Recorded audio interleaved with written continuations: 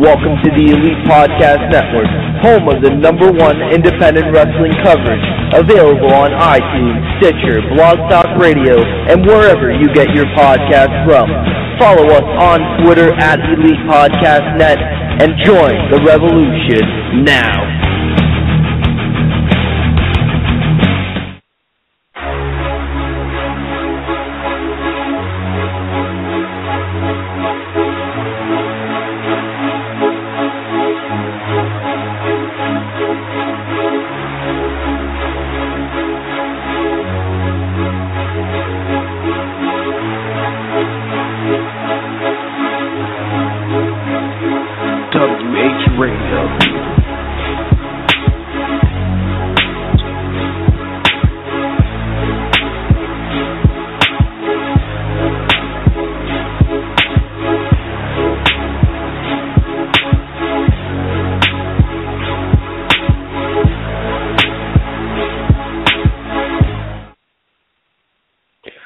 Welcome to Wrestlingheads Radio. It's me, Oscar, coming out of this Raw we just witnessed and Fast Lane. I almost fucked up the name, but Fast Lane preview that happened last night. But before we talk all that, I got my co-host with me, Tom. What's going on, Tom?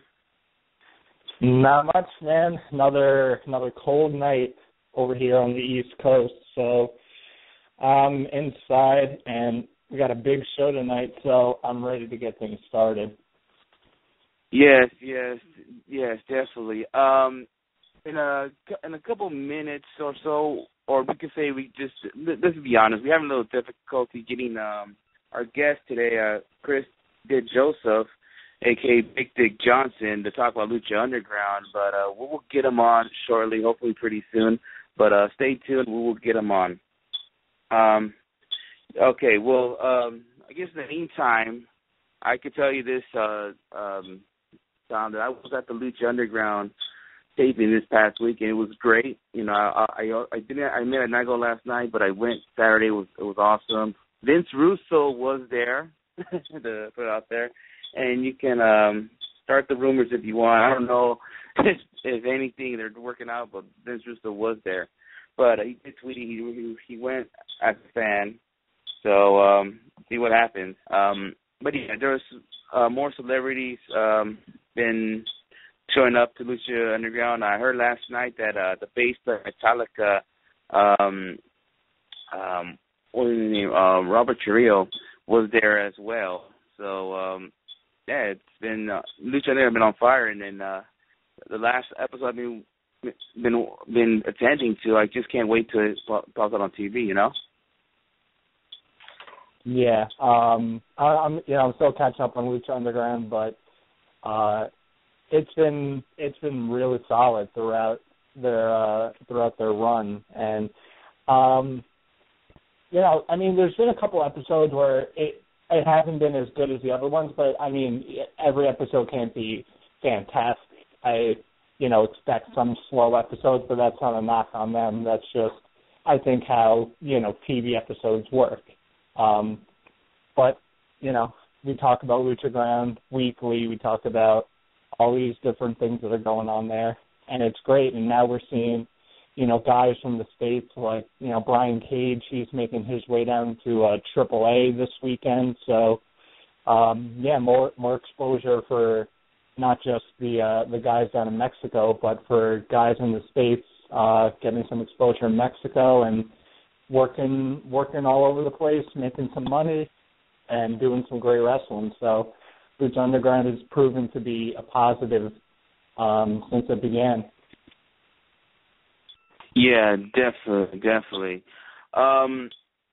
We'll, like I said, we'll try to get Chris and Joseph. We're trying to get a hold of him as of right now, but right now we're having like a little technical difficulties, so please stay tuned with us, and then we will try to get to him in the show as soon as we can.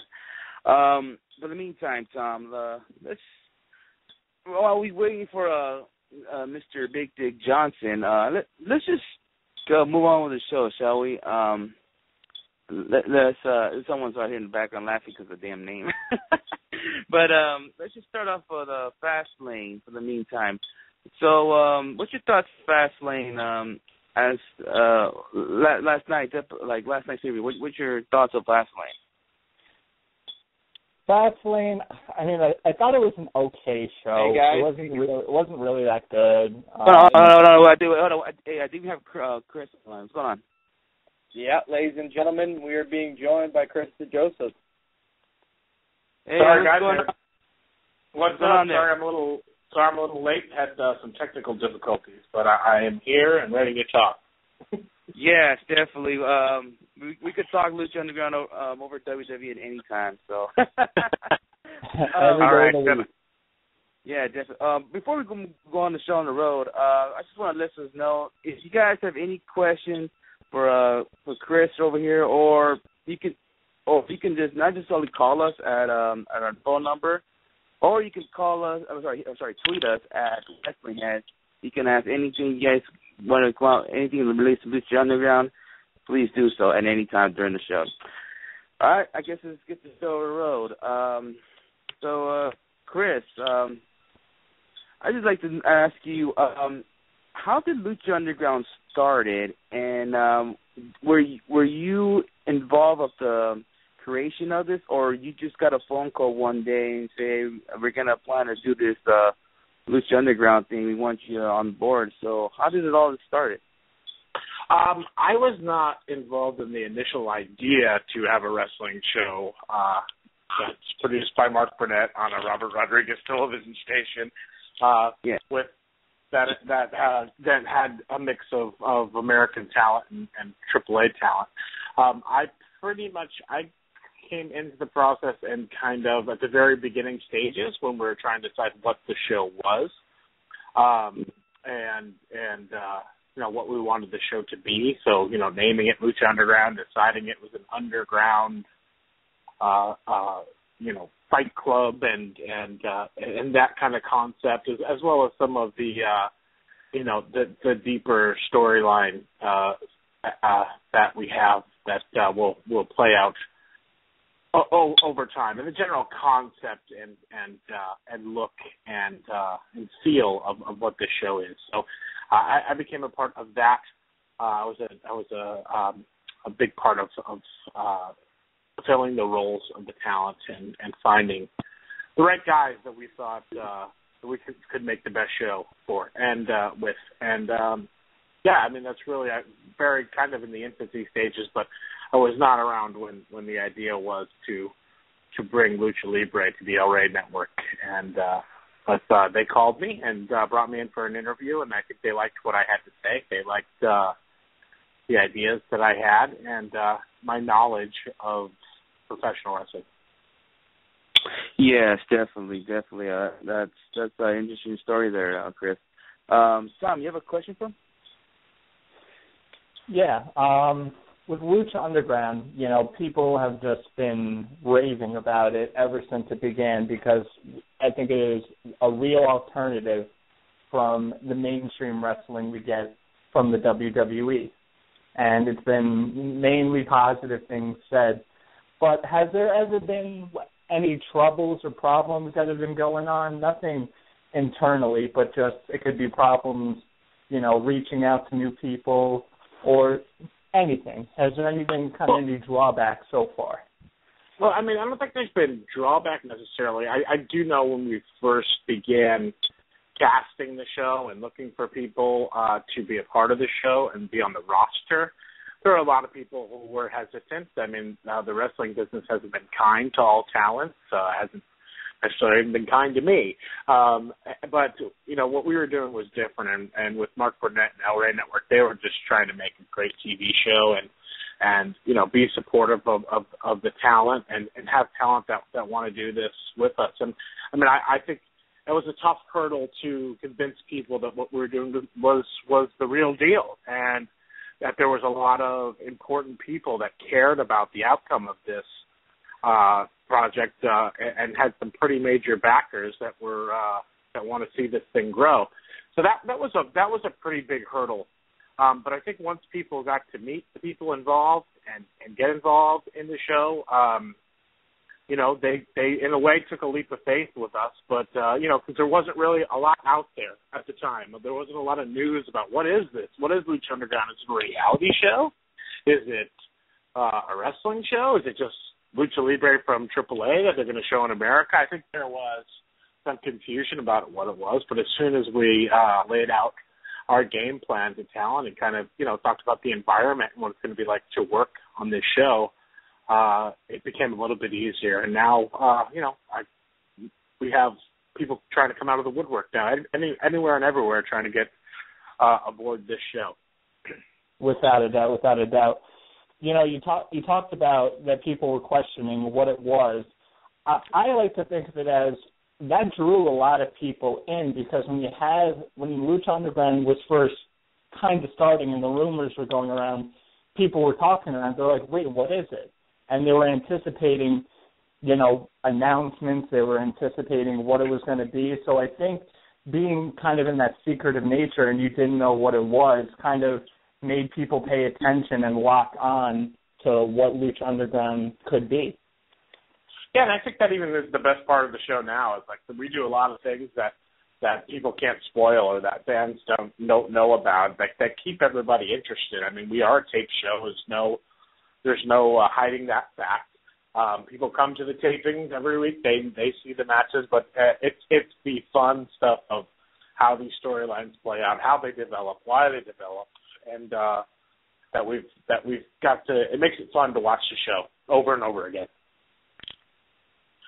Definitely. I know I'm enjoying it so far, and I know everybody else that I've been talking to is enjoying it as well. So they've achieved their success. All right, Oscar, I'll pass the next question on to you. Yeah, definitely. I just want to tell you, Chris, you guys are doing a great job. Not only the guys in the ring, guys outside, you guys are doing a great job. I'm sure you guys are working very hard, and you guys are doing a good job, and you guys are keeping us all entertained. So I just want to tell you that. So yeah, you guys are doing a great job. I appreciate that. We have a lot of people working very hard to make this the best wrestling show in the world, and that's really, that's what I wanted to do when I came aboard this project. I think that's what the El Rey people, what Burnett people wanted, and what the AAA people wanted. They wanted to make a cutting-edge show that was different than anything that's out there. I mean, I can't tell you how many times as a fan I had been excited. I mean, even when I was working at WWE, excited for like Wrestling Society X to come out, and then I was disappointed by it. Or Lucha Libre USA, and I was disappointed by it. Or just never seeing TNA fully go the way that I had hoped that it would, and being disappointed about it. And then, watching the WWE myself and being disappointed by it. And we have some wrestling fans that work on the show and crew that work on the show that want to make this the best wrestling show in the world, and that's what we're out to do. Yes, and you guys have you can say you guys do have it in you to try to make it the best wrestling show, and I've been enjoying it. And I do watch the show, even though I attend the show a lot of the time. So I do watch the show on TV. So yeah, cool. Yeah, that's what it was. By the way, my next question was actually kind of related to WWE in a way, but you guys share the same time slot as another wrestling show called WWE NXT, which is not bad. I'm not trying to say, you guys are going to have a Wednesday night war or anything like that, because, the NXT is part of a network which you can watch any time that you want, and Lucha Underground doesn't have a network, so you guys can just watch it. You can't watch it anytime like NXT unless you want DVR it. But my question to you is there any plans, like you guys are working any plans, because NXT do put out live shows on the network, which I'm going to say they've been doing good shows. They've been putting like a lot of those live shows. Is there anything that you guys want to do when those live shows come out and you guys kind of want to respond back, meaning that, okay, we should do a Lucha Underground champion against a AAA champion type match or something to go against it? Have you guys ever thought of doing that? I mean, I'm well aware of NXT and their specials that they do, but I mean, I really just, for us, we're focused on what we do and how to make our show the best. We have storylines that we want to play out, that we want to follow up on, that we want to deliver on, and not forget about. And so for us to just put something like that on the shelf, I mean, sure, obviously it'd be great to follow along and try to go, to blow for blow with NXT, but that's not even who I'm thinking about right now, I don't think anybody who's working on the show is thinking about. We're thinking about Lucha Underground and making Lucha Underground the best wrestling show. For us, it's not about trying to combat them. We are who we are, and we're damn proud of it. Yeah, definitely.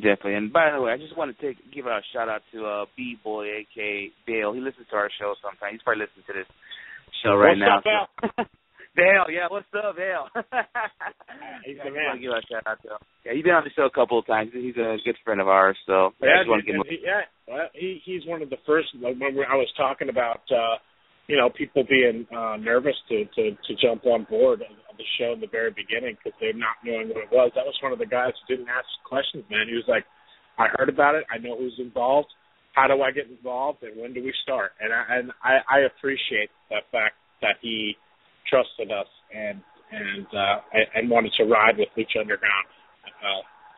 So that's cool. I always got respect for him for that. Yeah. And, a funny story that when he posted a photo that he was signing a contract, and then somebody was telling me supposedly he's going to TNA, and I was like, at that time his old partner Homicide was doing shows out there in TNA, and I was thinking, reunion, okay. But then all of a sudden we all know where to go into. He's in Lucha Underground, so yeah, I'm happy he's there. So I just give one shout out once again to Dale and the rest of the crew as well. No doubt. All right, I'm gonna pass it back to Tom. Go ahead, Tom. My next question I have for you, obviously Lucha Underground focuses on the Lucha Libre, one of the main components of the show, and you guys have been bringing in a bunch of stars in from AAA, such as Phoenix, Pentagon Jr., Drago, etc. When you bring in these outside talents that maybe are unfamiliar to the American audience, did you feel at first it was going to be tough to kind of introduce them to the American audience because they may not know who it is, or do you think that just seeing them and seeing their work speaks for themselves? Well, I think in a way it was to our benefit that some fans didn't know who they are. And to the same thing for the AAA fans that were in the United States who know who the people from AAA that came up are. I think that's a positive too. But we that's why you see those kind of cool background packages and things like that, and little stories that we do on all the guys when you watch the show, because that was a thing that was important to us, is when a character comes out that you get to know who this character is, what this character's agenda is, and why you should care about this character, or like or dislike this character, and or question the character, or wonder, ask yourself, that's something that we wanted to take a major step forward with, is developing every character on this show, not just the top 5 guys on the show or the top 4 guys on the show, and then just have meaningless matches. We wanted to have characters that meant something, have every match mean something, and basically have everything that happens in the show from week to week mean something with an end goal in sight. So, it's carefully crafted and it's done for that reason. I mean, sure, we listen to the audience, we listen to the reactions of the fans at home, social media, things like that. We make adjustments on the fly, like all wrestling shows do. Injuries happen, things like that. But for the most part, we were dedicated to creating compelling characters and letting the audience choose who they like and who they don't. Yeah, definitely. I mean, I remember watching the first episode of Lucha Underground, and I didn't know who Phoenix was. I didn't know who Pentagon Jr. was or Drago was. But from the instant I saw their matches, I was hooked. And, in today's world where the internet is so prevalent, you can go on and find more information and more matches about these guys than ever before. And it's been also really cool to see how they've developed in Lucha Underground as well. And Lucha Underground, I think, does an excellent job with that. I mean, just because they're not just, okay, here's some Lucha Libre stars from AAA. These are these guys. These are their tales and their stories, and this is how they are in Lucha Underground. And they're not just cut and dry and plain and simple, but they're actually very, intricate, and it's developing into something that I'm enjoying. I mean, there was nothing that I despised more when working at the WWE when, you had a mid-card character, even a Dolph Ziggler or somebody like that. You don't know, what does Dolph Ziggler stand for? What is he about? You know he's really good, but he's just become a really good hand in the ring. Or there's guys that you just don't know what their stories are. And I think that is something that I took and the rest of the creative team on Lucha Underground and our executives was to try to, make compelling characters that people care about. Without a doubt. And you make an excellent point about WWE, and I think a lot of fans would agree with your sentiment. So definitely. Yeah, I mean, it was frustrating working there, and you try to make things happen like that. And that was just one thing I always said to myself is that if I ever get a chance to go out and do this again and have a little bit more freedom, that will be something that I definitely do. Mm-hmm. And they still do it today, and it's just it's frustrating when there's supposed to be these characters and there's no background on them, there's no story. It is just, okay, here's the Usos, they're Samoans, they're related to The Rock in some way. Okay, what else? And then that's it. But that's why Lucha Underground is the alternative. That's why it's something that, if you want to know more about stories and characters and how people develop, you're going to watch it. And at the same time, we'll give you some pretty badass wrestling. So, of course. With no interruptions, if at all possible. Oh, no. All right, Oscar, I'm going to pass it back to you now. Yes. Thank you for asking me back. Next question I want to ask you. I'm going to try not to give out any spoilers, but okay. I'm going to try my best not to, but I know down the road, or maybe in a few months, you guys are going to reveal the new division, which has never been around in a national wrestling scene since, I have to say, the NWA days or early WCW, which is the trios division, which means instead of tag team with two guys, it's three guys. Yes. My question to you is how do you think presenting the trios division to a national audience in this day and age? I think it's different. I think it's what makes us different. It's something that is a part of Lucha Libre, and we are Lucha Underground. So that is part of the reason that we wanted to do it. It makes for interesting teams, interesting dynamics of teams, and pretty fun matches. So I think the public will love it. I mean, we have a strong focus on the trios division. When it comes, you'll get to see how it happens, and it will be a fun ride. I promise you that. Yes, I promise you guys that anybody's listening. I was at those shows, and trust me, you guys will like what you see. I liked what I see, and remember a time when I told you when I first go on these shows, trust me, you're gonna like this, and you believe me, and then look what happened. You love Lucha Underground, so I'm gonna tell you guys this trios division is gonna be amazing. So just be patient, and it's gonna, when it comes down, these episodes starts coming down, you guys are gonna love this trios division, and the finals was awesome. I just want to tell you that right now. I'm not gonna give out anything, but it was fucking awesome. We can curse here, but yeah, it was fucking awesome. It was fucking awesome. The crowd was chanting that.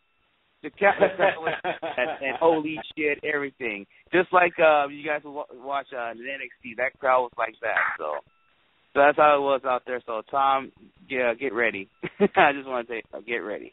So after WrestleMania season's over, when Lucha Underground introduces Trios division, get ready, bro. I just want to tell you that right now. All right. Go ahead, Tom. Yeah. Well, I'm ready. I was very intrigued about the Trios idea, so I'm looking forward to seeing what they're going to do with that, and I'll be watching. Tom, going to my next question. Tom, big part of Lucha Underground. No, Tom, I was going to say. What's up? No, Tom, I was going to say that that's not, no offense to Chikara or anything, but that Trios division makes Chikaro's Trios division like, you know? You watch, you'll see, bro. Yeah, and I mean, I think that's why a lot of people liked Chikara back when I think they were focusing more on the Trios, is where it was something different. It wasn't, you won't see that in the WWE. Yeah, you'll see six-man tags, and you won't see that in TNA or even Ring of Honor. Chikara was the only place you would really see Trios matches, so yeah, that's the difference. So I'm looking forward to it. But going back to my question, a big part of Lucha Underground, besides the great wrestling, is the backstage segments and progressing the storylines. And when you look at it, it's kind of almost like a movie. It's a cinematic type of feel. So my question is, was that always the plan, was to have it kind of look like a movie and a wrestling show in that, with the you know kind of cinematic backstage segments with Dario Cueto and all that? Well, I mean, it was attempted to be cinematic, but we originally shot the backstage scenes with just our regular cameras, and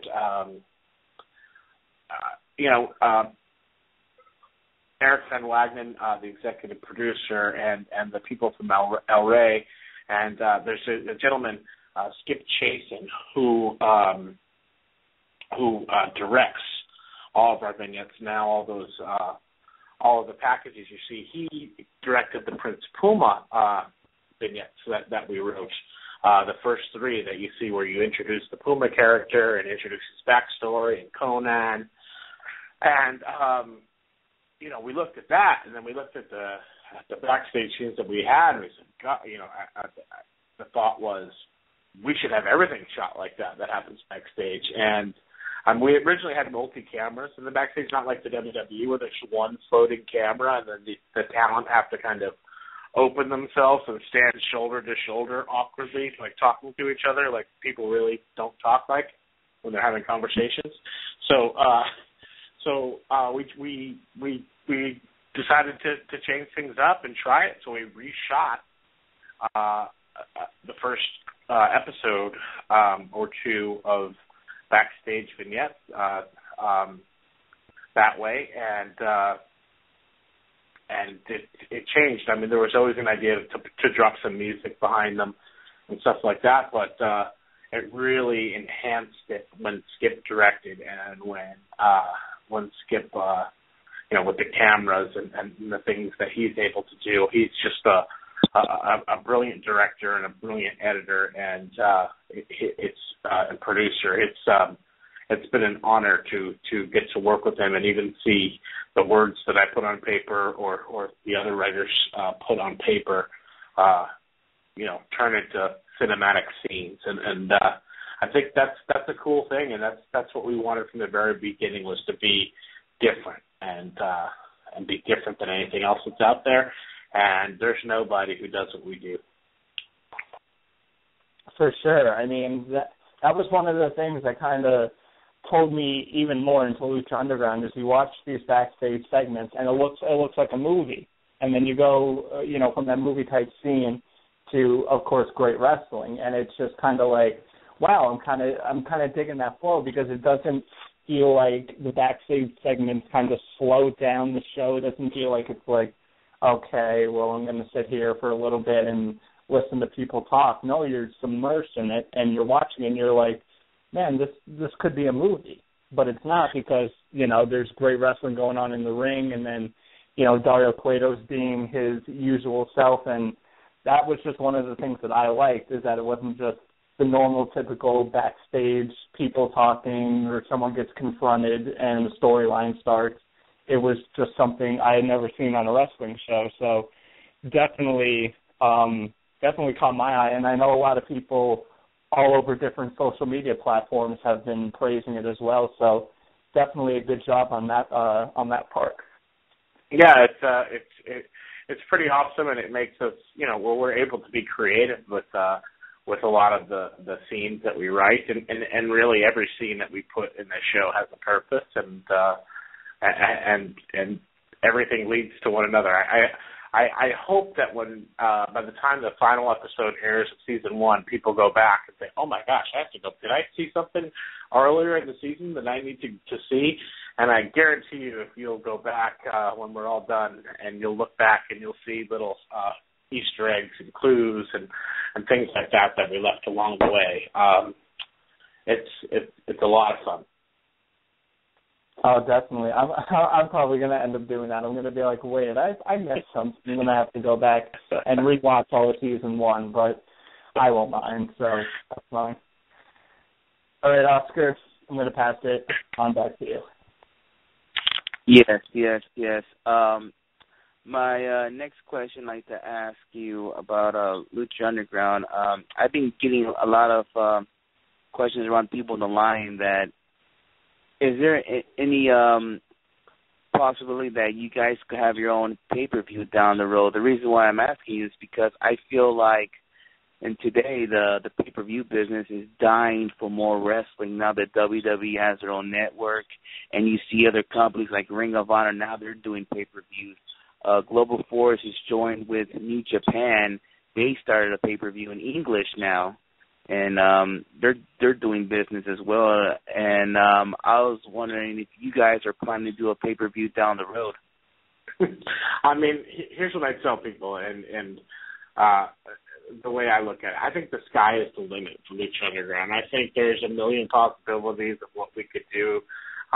Who knows? We could be on pay-per-view. We could have live events. The show could be, on 2 times a week. The show could be 2 hours. I don't know. But at this point, our show is 1 hour every week on Wednesday nights, and we are happy that way. And I think the other thing you have to look at is we've only had 15 episodes air. That's all, 15.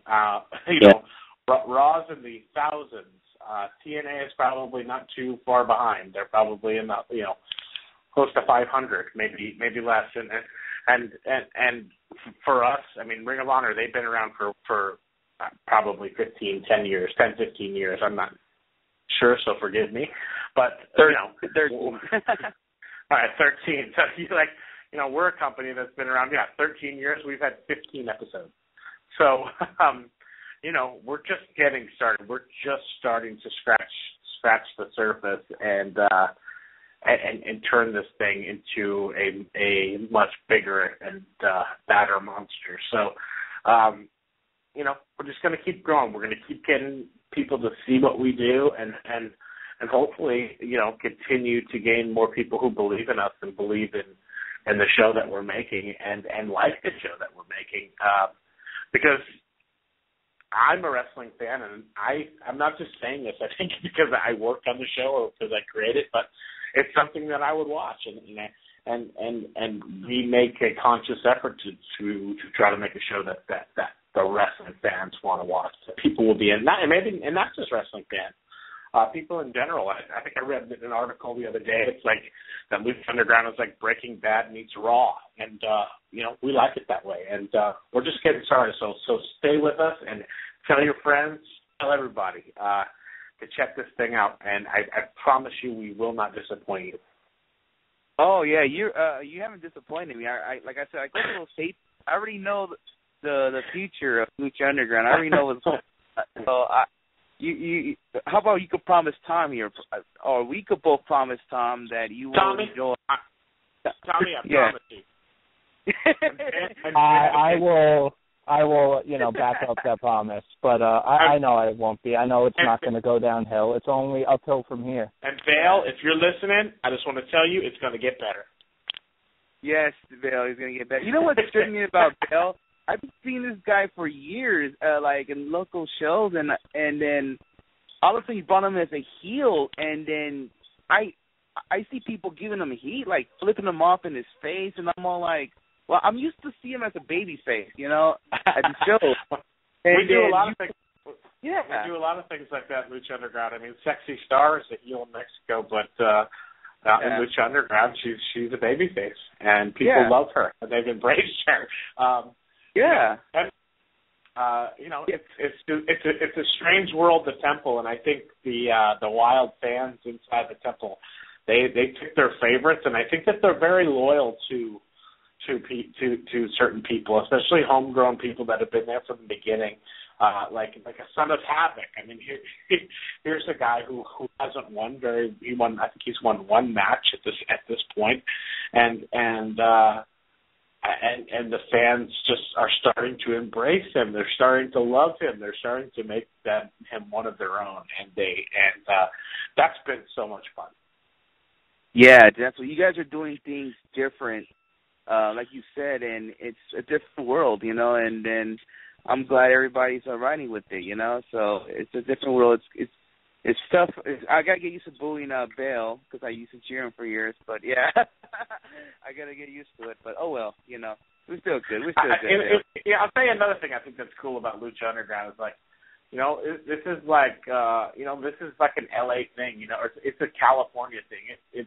But it's gonna turn into a global, thing. But it's like wrestling for so long has been stationed in the East Coast or in the South, and it's like, no, man, we're gonna do it. We're gonna do it our way out here and make something our own. See, that's what I kind of say. Like, you guys are West Coast. You guys are part of our promotion to watch, and then East Coast they got TNA, and I feel like it's equal there. We were even. So you guys got your thing, we got our own thing, but that's how I see it. Now we just gotta take over the world, man. Yeah, you know what? I'll support you guys even if you guys started doing like a WWE type schedule. I'll support you guys, so I'll still watch the show like I do right now because you guys don't have a Titantron that that has backstage stuff. So but we do that. That's all done on purpose, and we don't want it to be like that. That's the old way things have been done, and to us, we want to do things differently. Yeah, do it different. Don't try to rip off WWE. They got their own thing. You guys could do your own thing. So no doubt. Yeah, definitely. Go ahead, Tom. Yeah, my next question is, obviously you guys are bringing in a big mix of talent. You guys grab up a lot of people from the independent scene and obviously a lot of guys from AAA. Was there ever any talks, or is there any talks of maybe scouting overseas for Japanese talent or, talent from Europe? And how often are you guys still scouting here in the United States and Canada?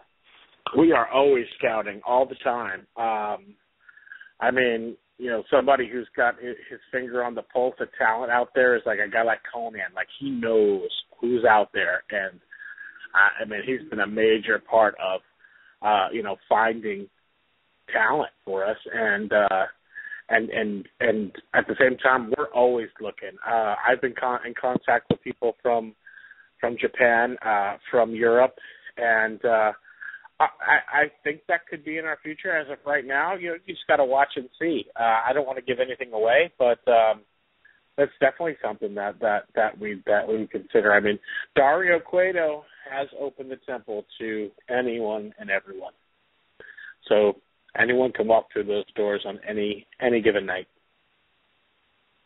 Definitely, without a doubt, and I think it's definitely cool to me to see guys that I watch on the independent scene on an even bigger platform. Not to say that the independents aren't doing good right now. I think they're at a great level, and there's a whole bunch of talent in there.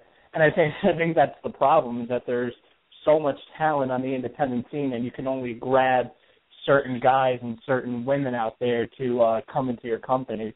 But seeing someone like Brian Cage, like I've been watching him for years over in PWG, and to see him on television is insane to me. And he's obviously a really talented worker, and we've had him on the show, and he was talking about some rumblings maybe in Lucha Underground. This was before he debuted, but to see him be the complete machine that he is on Lucha Underground is just, I mean, it's great to see.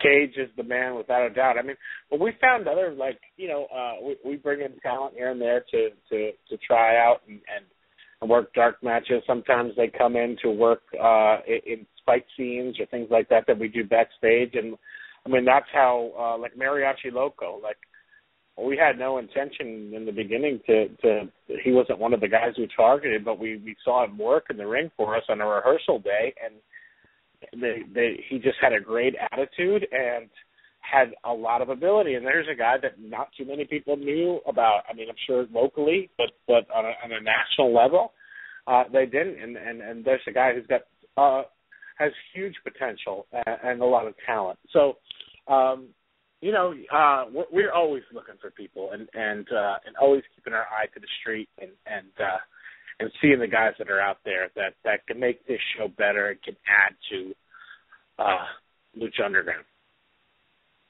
Definitely a great group of talent that is in Lucha Underground, and I think it's only going to get better from here. So definitely excited to see who else is going to be brought in.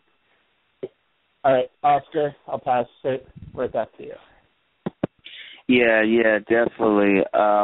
It's funny that you mentioned all these talents that you guys want to bring in, and you guys do an hour show, and I'm thinking, like, if you guys can keep bringing more talent, do you guys need to do a 2-hour show to bring in more talent? Because to me, I feel like with a 1-hour show, you guys got enough, and there's more talent that's coming in, which I'm not going to give out any names yet, but I'm sure some of the names you're familiar with in PWG are coming in, Tom. So, with all these talents you want to bring in, is it more central to have it a 2-hour show than rather than a 1 hour? I think we're in a good place where we are right now with talent. We are trying to keep things fresh. We're trying to keep matchups fresh. We're trying to continue to have new talent. And it's a 1 hour show. And you know what? We've given people the opportunity that when their storyline is at a certain level or has reached a certain point, that anybody could have a main event spot on Lucha Underground. And that we can weave stories in and out, and not just, it doesn't have to be Prince Puma and Johnny Mundo in the main event every week of Lucha Underground. That's just not how we do it, and I don't think that's a healthy way to run a wrestling organization where it's just, the same guy on the top all the time. Basically on the top of the card for every episode. I mean, if Prince Puma's on takes an episode off, I don't think that's a bad thing. I think too often wrestling organizations,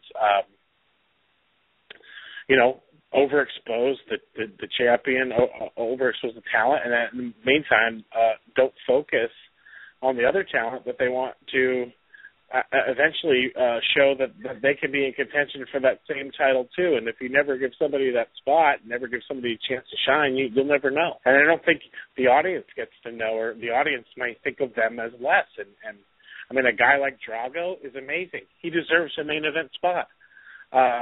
Just like a guy like Alberto El Patron, or a guy a guy like Patron, or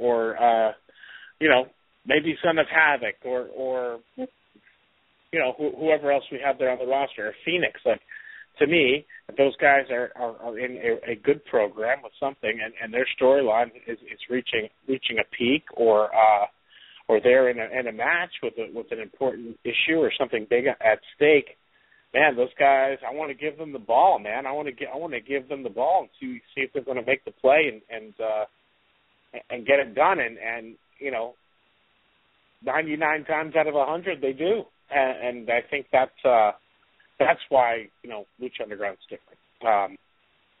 We value all of our talent, and we look at all of them as important. I mean, I'll be honest, like, you won't see a woman main event on Raw. You won't see it anymore. And we've had Sexy Star in the main event, I think, a few times now, maybe two times. Yeah. It's people like her. People care about her, and I think we've done a good job to make it that way. And so is she. And so are the other talent that work hard, and they work hard, and they get themselves in that situation. I mean, even in storyline, we found if you're in the main event, you're getting paid more money, and I think it's a simple concept, but an effective one. Yeah, funny you mentioned about Sexy Star. I've been hearing names like dream matches for because she's going against guys in Lucha Underground. A lot of people are saying that they like to see her and Candice LeRae get it on like a dream match because she does. I would love to see her face Candice LeRae. Yeah, I mean that's like the dream match now because Candice LeRae does the same thing, and out here in California at Pro Wrestling Guerrilla, she's like the only chick in the roster, and she's like just wrestling nothing but dudes, and Sexy Star is doing the same thing sort of, but you also got more women in the roster. You got like Eva Lee, and you only got two that wrestles, but pretty much. Well, wrestle as right now. Yeah, wrestling right now. Yeah, I don't know who else gonna be bringing on, so yeah, that's just her. But I'm gonna go back to the original question I was gonna ask you because that last time was out of the blue because you mentioned about talents and stuff. But my next question I ask you, I heard about a rumor maybe you want to address, but sure. Yeah, about a few months ago, this rumor came out. Now it's kind of like died out, but is there any plans of an intergender division? I'm hearing you guys want to bring a title too. So is there an intergender division in the works? I think that was just rumors under the tapings because there was intergender wrestling. There is no there's only one championship in Lucha Underground right now, and that's the Lucha Underground Heavyweight Championship, and everybody on the roster has the right to compete for it. Okay. Well, I just want to address that rumor. If that's any possible doing an intergender, just like you say earlier. So something different. Technically, the Lucha Underground Championship is an intergender championship because anybody on Lucha Underground can win it. Masquerita Sagrada can win it. Pimpinella can win it. Anyone can win it on any given night. Yeah. All right. I get you. All right. I'll take that then. Because, like you said earlier, you want to make it a little different. You don't want to be like little WWE or TNA, which they have a tag team division. You guys have a trios division, So, I mean, you guys want to be different. I'm up for it. So, yeah, just can't wait for the whole world to see what I saw a few weeks back, last week, a month ago. So, just can't wait for the whole world to see. So, yeah. All right. I'll pass it back to Tom. Yeah, my next question is, in today's society, in I would say the wrestling world, it seems like a lot of fans are kind of stuck to one thing, like they'll be stuck on one product, and they won't try and get out of their comfort zone to try something new. When they hear about something like Lucha Underground, they'll be kind of reluctant. Obviously, you have the hardcore wrestling fans that want to see as much wrestling as possible and will tune in to see. But to the more casual audience, they'll be like, well, I don't know, maybe I shouldn't check it out, maybe I should. What are your methods in trying to grab more of the casual fans as opposed to, the hardcore fans that are going to watch it regardless? I mean, to me, I think I've always felt like wrestling fans are a very social group. Wrestling fans talk a lot. I mean, back when I'm going to date myself here, you used to trade tapes and with people and see, somebody had a tape from Japan or somebody had a tape of Ring of Honor or whatever it may be, and or DVDs. And now it's not the case, but social media and things like that have exploded, and words travels fast. I do think that there are fans out there who only know that the WWE exists. I absolutely believe that. I know that. I think the only thing is just to keep publicity, obviously, word of mouth, advertising, things like that. That does get it out there. I think to me it's like, people telling each other about it and telling each other that things happen. I remember when, during the boom period of wrestling in the 90s, telling my friends who didn't even watch wrestling about what was happening, and next thing you know, they became fans. So I think it's going to take time, like all things, but I think it's hard to ignore what Lucha Underground is doing. It's hard to ignore to see what we're doing, and I think at the same time, once you see what we're doing, it's going to be hard for them to go back to watching wrestling the same way again. Yeah, I would definitely agree with that, and I think that's the thing that's helping out a lot is a lot of people. I would say the main complaint that people have is that Lucha Underground isn't as readily available as other companies, not just WWE. Not everybody has the El Rey Network, but then Lucha Underground does something like they post free matches on their YouTube page, and I think that is pivotal in getting these casual fans saying, okay, well, maybe there's another way I can find Lucha Underground. I can go online and look at it. I can go on El Rey's website. I could, petition to my, cable provider to put on the El Rey Network. I have found that once fans have tried to find Lucha Underground, they'll find any and every way to watch it, and I think that's pretty cool in a way. Maybe we should censor me out saying that, but you know what? Find any way you can to watch Lucha Underground. Yeah, I would say so. I think the more I would say so, because I mean, at first when Lucha Underground first debuted, I didn't have the El Rey Network, and then finally I have it now, so it's more available. But even if I didn't have it, I see Lucha Underground posting that, it's online. Okay, here's a free match from last week's episode. Have it, watch it, and, it's pivotal.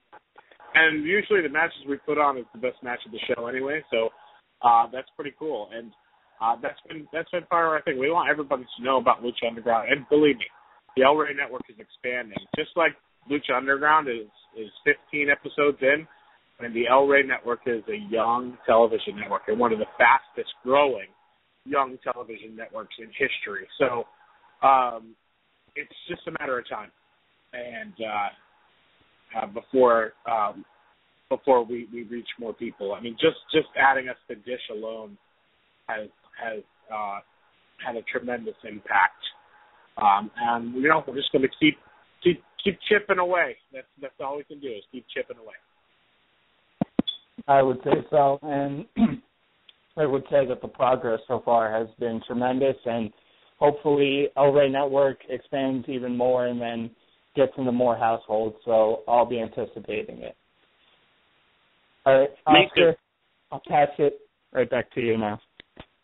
All right, before I ask him my question, I'd like to let our listeners know, if you guys have any questions for Chris over here, tweet us at Wrestlingheads anytime soon, because we're not going to have him on too long. We're not going to have him on our full 2-hour show. So if you have any questions, you better send to him right now, because we're not going to have him on too long. So, if you have any questions, do so right now. All right. All right. My next question I'd like to ask, I want to ask you something outside of Lucha Underground. I want to ask you your WWE days. Sure, okay. Yeah. I want to ask you the whole Big Johnson character. Oh, yeah, you know what, man? I was just going to say to you guys, it's been really good. I can't believe this is the first interview I've ever had where nobody brought that up, but Big Dick again. Big Dick strikes again. I can't escape it. Yeah, well, how can I escape it if I could watch it for $9.99 a month? I could see your business. How can I escape it? But you can watch all the BDJ you want. Oh, yeah. Get the baby oil and everything. Heck yeah. All right.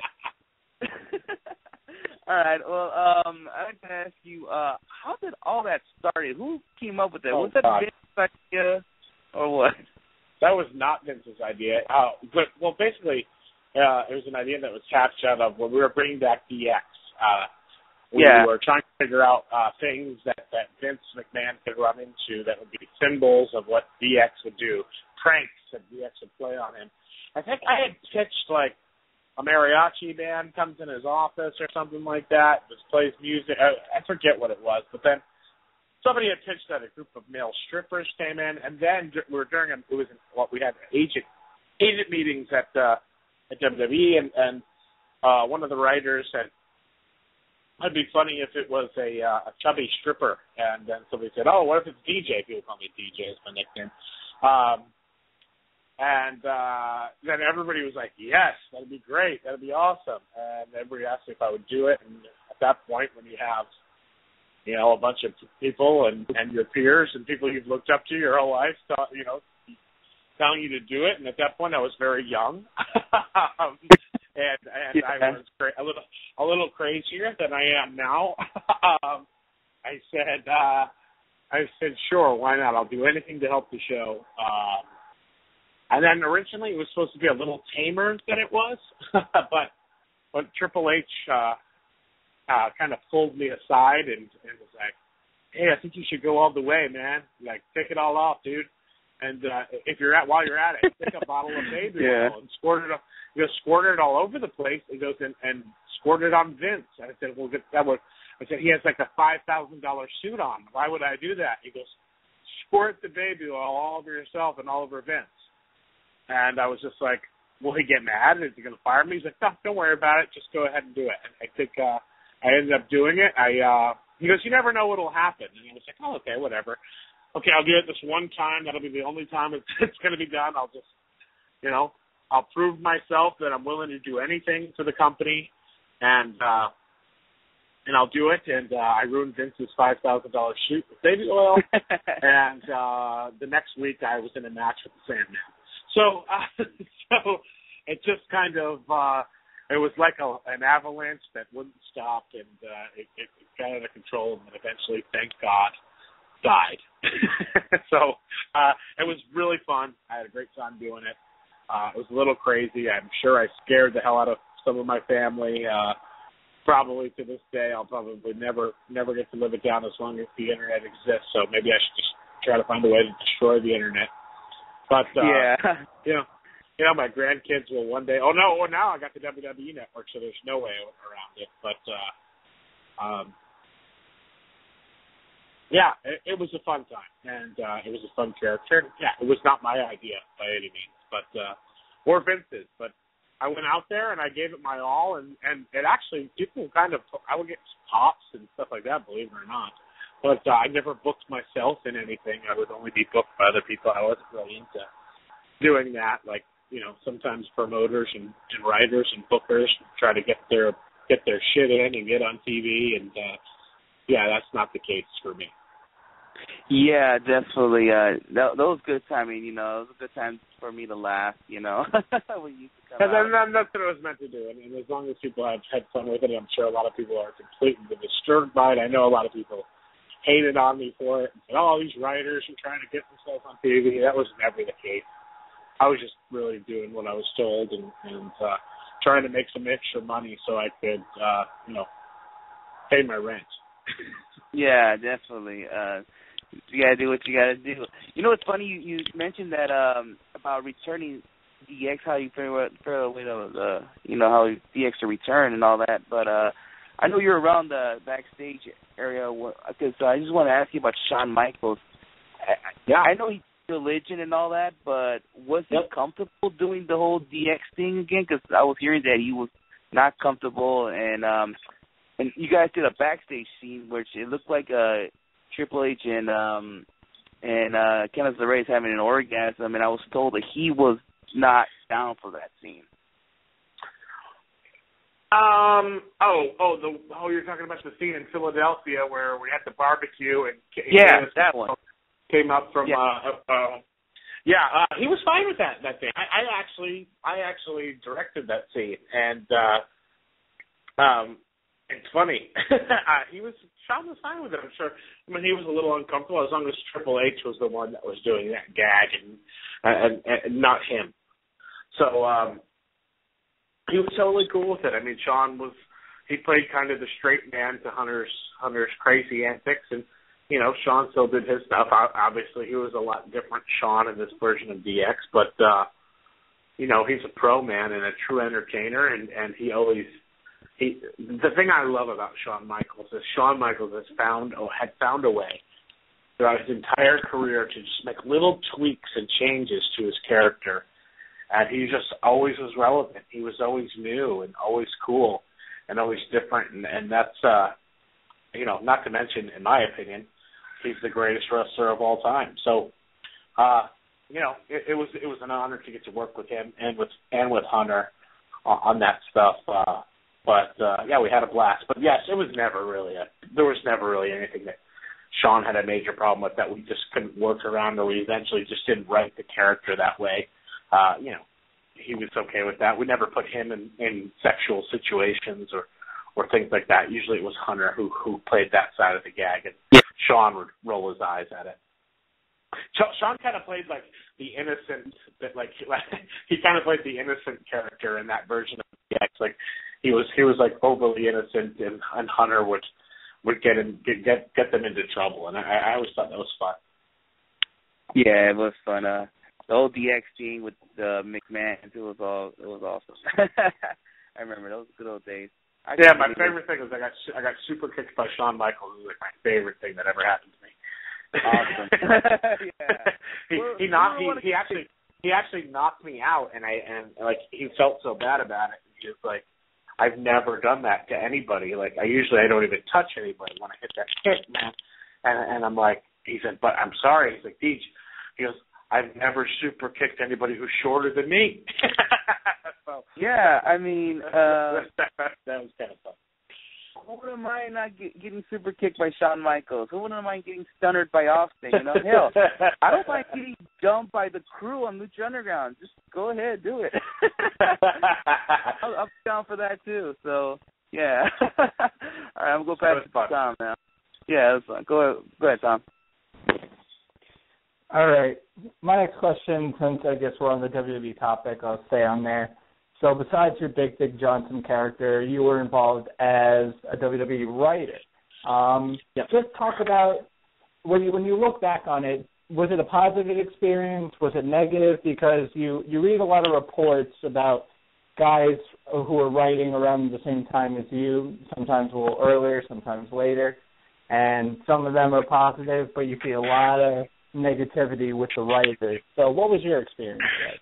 I mean, for me, it was the first 4 years were very kind of positive. I think some people who think of it as a negative experience.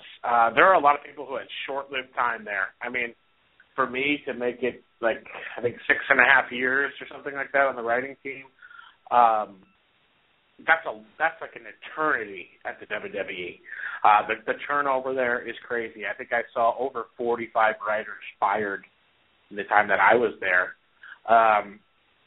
It takes a little bit of street smarts. You kind of have to get over. You have to get in with the talent. There's politics. At the same time, you have to be super creative. I mean, everybody can come in there and say, I want to change the world. I have the best ideas about wrestling, but that's not always the case. There's a lot of talented people that are working there, and at the same time, then you have to work within that system and work because ultimately, Vince McMahon has the final say, and you need to be able to convince him. I do hear writers out there that complain and stuff like that, and some of them never even got in front of Vince McMahon. So it's like for them to do that to me is like, well, you didn't play part of the game, so I can't really respect that too much. But anybody can be a Monday morning quarterback. But if you never played in the game, then that's the way it is. But I mean, for me, it taught me everything that I know. It taught me. I learned so much while I was there. Not only about story, about booking wrestling, about politics in wrestling, about locker room in a major organization, about working for a major corporation, and how to make television, because above and beyond anything, that's what they do, is they make a television show, a lot of television shows, and I wrote a lot of them, countless hours of TV, and I think the other thing I learned is work ethic. I mean, I just never stopped working, and I think that's where sometimes it became a negative experience, because after 6.5 years of working 100-hour week every week, just 24/7, never thinking about wrestling, not having time to see your family because you had to work or missing an important event or missing a milestone in the family member's life or something like that. And those are the kind of sacrifices that you make. So for me, everything else after that's been easy. I worked hand in hand with Vince McMahon every day. Every day. I flew on his airplane, sat next to him, and talked business every day, not just about wrestling. As a writer, you are not just a writer of the WWE, you are, especially the people who are fortunate enough to sit in with Vince, you are a part of making every decision that happens in that company. And your advice is always asked, and you have the opportunity to give it. So the last 2 years were tough for me because I was tired. It's a tough life, and I was ready for something new. I was ready for a different chapter in my life, and I wanted to move on. It just was a matter of when. You're caught in that bubble and caught in that constant traveling, 52 weeks a year, and you just have to. It's hard to see the outside world from there. But to me, there were negatives. Of course, there's negatives in every job. There's positives with every job. But it was a job and it was an experience of a lifetime. I got to see the world, so I can't complain about it. Definitely. Very interesting to hear about that. Now, was there ever an idea that you specifically had, not anybody else, but you had, that you wanted to bring onto WWE TV that never came into light? God, I had a million ideas that never came to life. Well, what do you think was your best idea that never got accepted? Oh, God. I wanted Vince to fight The Undertaker, or have somebody to fight The Undertaker at WrestleMania, and I forget, maybe he had a representative, I can't remember, but at WrestleMania, and the outcome would have been if The Undertaker doesn't win, then Vince was going to turn off Raw the next night. And he was going to Jesus.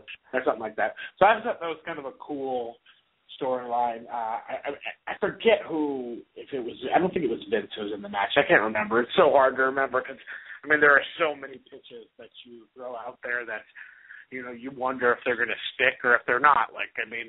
I threw out an idea that, Vince asked, what would you do if you were Edge and you had just cashed in your Money in the Bank, the WWE title for the first time? What would you do? And I said, I'd have sex with Lita in the middle of the ring. And that turned into the live sex celebration, which is probably one of the highest rated Raw segments in the past 10, 15 years. So, you just never know. Something.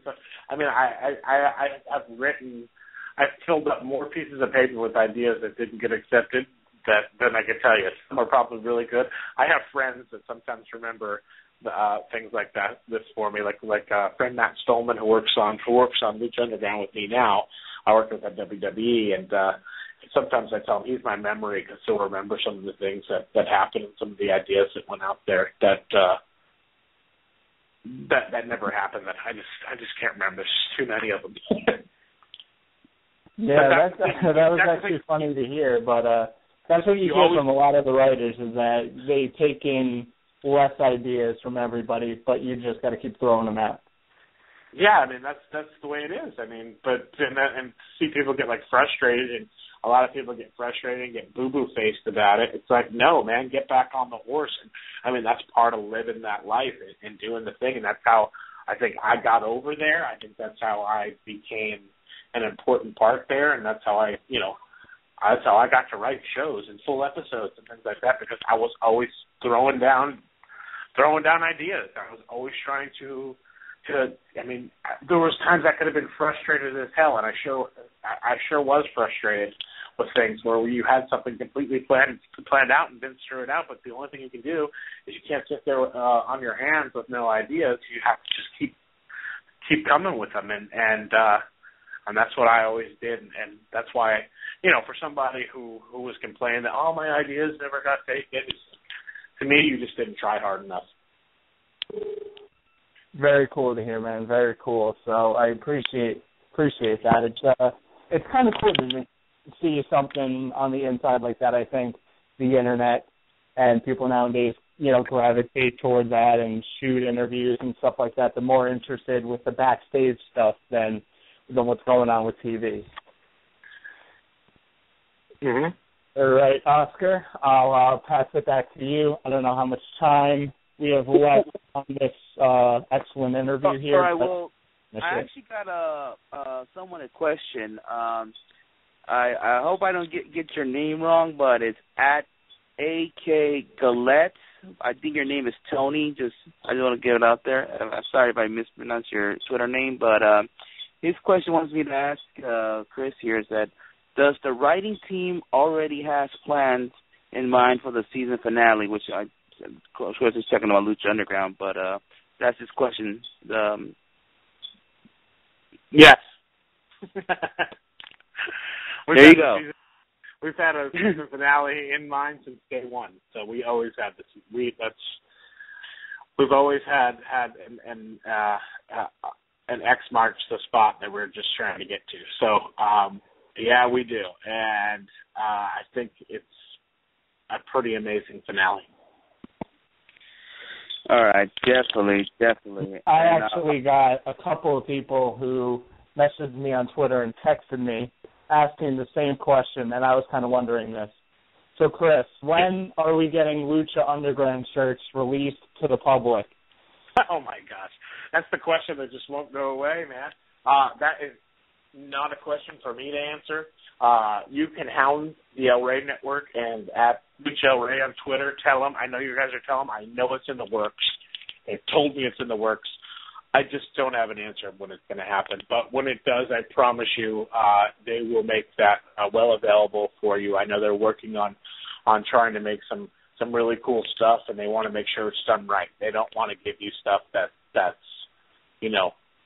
not the best for our fans. So please try to have a little bit of patience. I completely understand though where they're coming from. Fans want to support the show all over the world, and we're working on it, okay?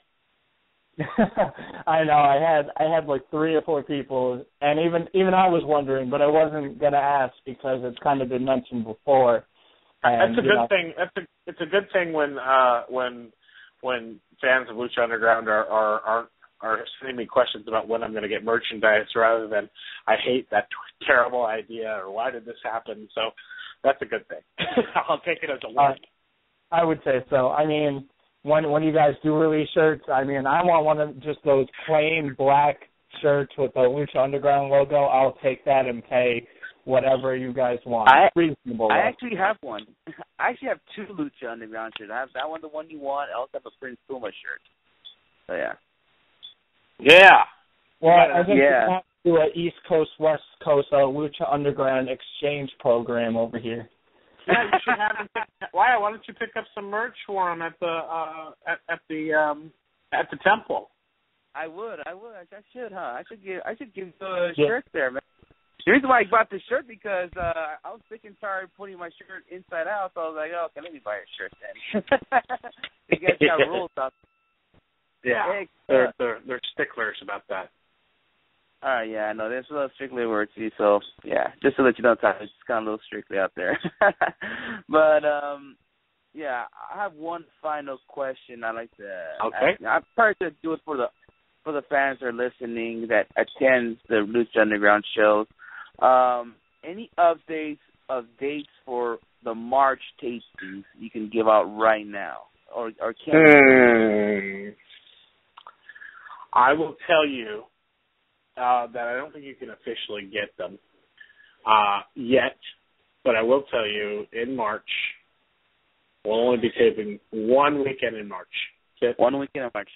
Okay. 1 weekend in March. So I think it's the 21st and 22nd, if that's even a weekend. I don't have the calendar in front of me. Yeah, that is a weekend. I'm going to drop the exclusive on here. It's right before WrestleMania. I'm probably going to get, I might get yelled at for that one, but I don't care. I don't care. This is breaking the rules. I'm throwing it down on the podcast today. Oh, okay, you're breaking the rules there. Oh, I see. You're busting the Steve Austin rule now. Go ahead. That's all good. I did. I hope Dario Cueto doesn't get mad at me. Otherwise, I'm in big trouble. Tell him it's my fault. Okay. You'll get fired. So tell him it's my fault. And he could rip Lucha Underground if he wants to. So in both languages. It'll be okay because what they'll do is if they do find out, which we'll make sure that doesn't happen. But if it does, we'll just have Cage throw you through a couple tables and call it. That shouldn't be a problem. You want to go there again? I see. All right. I'll go ahead, Tom. You have a final question for him?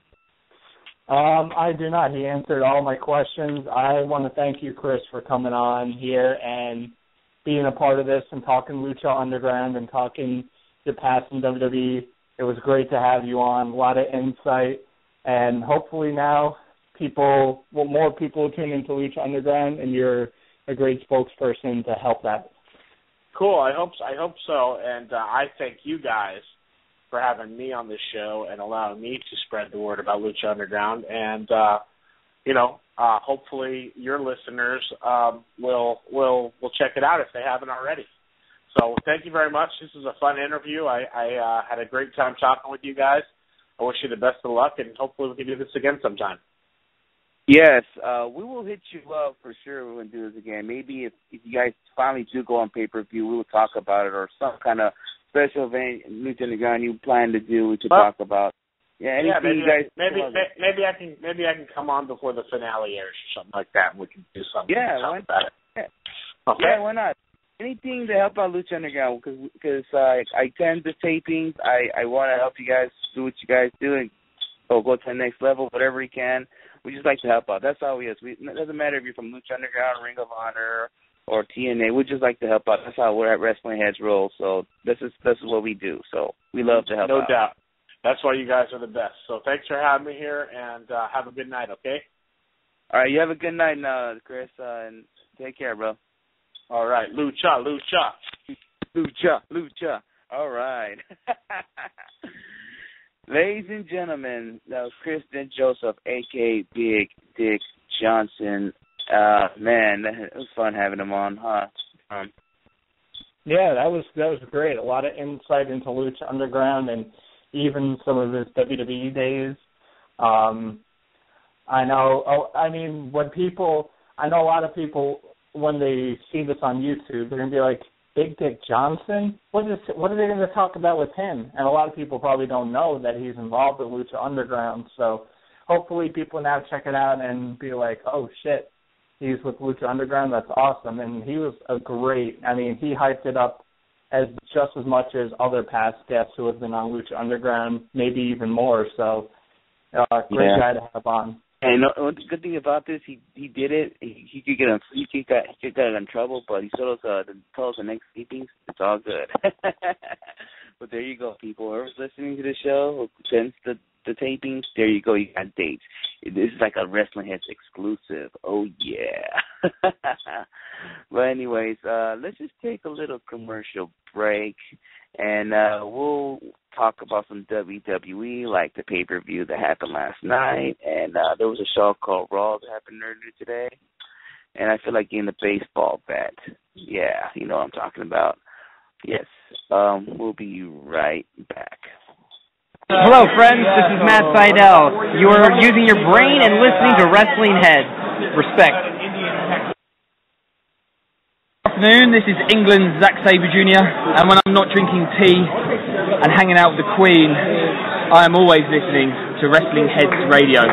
Cheerio. Yes, Cheerio. That was Zack Sabre Jr., who is actually going to be returning to PWG on April 3rd, just right after WrestleMania. Can't wait to see that. Maybe I need some more Lucha Underground rosters to do sound bites for Wrestlingheads Radio. That would be freaking sweet. But anyways, I think we got Mr. WWP himself, Mr. Matthew Grant on. Matthew, are you there? I am here, guys. How's it going? Not much, man. Not much. I just feel like painting my face and getting the baseball bat. That's what I feel like doing, you know? Yeah, definitely. And I want to point the bat to Tom because, me and him kicked asses for that interview with Big Johnson. Interesting name. Yeah, really, really good stuff, guys. I was listening in. It was great to hear some insight, like you guys were talking about on Lucha Underground, a little bit of his WWE work as well. Would have been cool, honestly, if you guys weren't the first interview to not talk about that. But it's also the same time you wanted to get some insight. So I mean, whatever. Yeah, definitely. Yeah, I mean, right. we're probably the first and only to talk more about his non-WWE days than his WWE days. So I like to take credit to that. Yes. You got to pat ourselves in the back on that one. But anyways, last night there was a pay-per-view. I think I already asked Tom what was his thoughts. Matt, did you get the chance to check out Fastlane last night? I did. Yes, I did. And what you think of the pay-per-view last night? Somebody put it this way, and I think it's the best way to put it. It was a glorified Raw.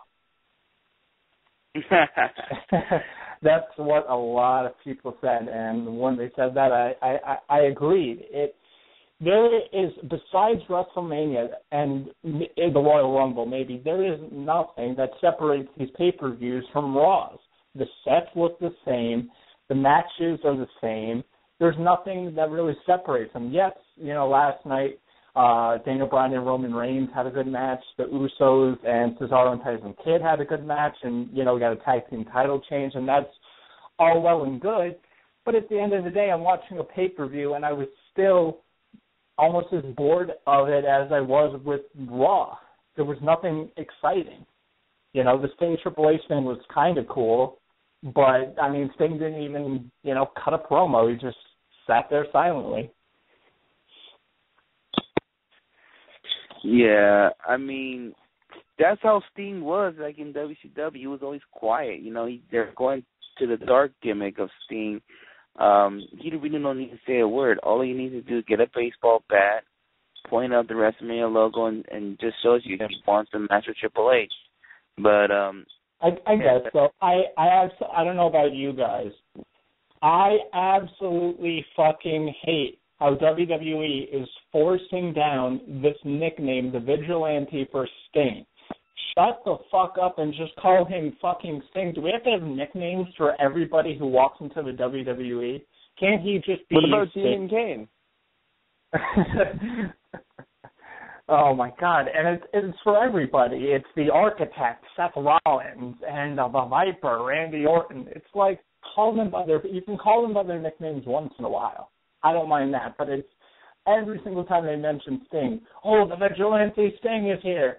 The Vigilante Sting, you'll learn about him more. Coming up next on Raw, the Vigilante. Shut the fuck up. This is me off. I'll agree. Like that. I'll agree with you there. The only thing I will say about that is I guess they're trying to call him the Vigilante to, kind of give him a WWE-defined nickname because they really don't want to go on WCW things. But with that said, I mean, they allowed him to use the baseball bat yesterday, which was kind of a cool thing to see and kind of weird at the same time. But I don't know. It's a really weird situation with Sting, man. It's like they give him his WCW stuff and then they take away some of his stuff. Who knows?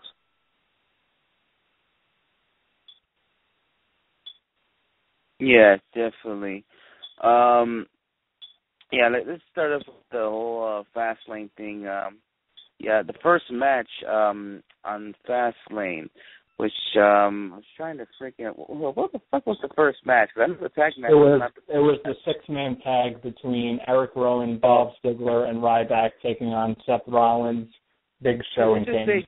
Let's just say Team Rollins against Team Ziggler, and Team Rollins won the match right there, and it was an okay start. I just thought this was going to lead something to a Seth Rollins and Dolph Ziggler match at WrestleMania, which I was wrong, which we could talk about later. But then in the end, after the match, Randy Orton came back, chased after Seth Rollins, and that's basically what it was. They just showed the return of Randy Orton, and he's here, and the rumors were not true. He I don't know if you saw. Sorry, before I mentioned about the rooms, I don't know if you guys read that supposedly that Randy Orton was not going to come back till after WrestleMania, which is bullshit. He is back and he's looks like in good shape. So yeah, Randy Orton's back. So Tom, what were your thoughts of this match? The match I thought was incredibly boring.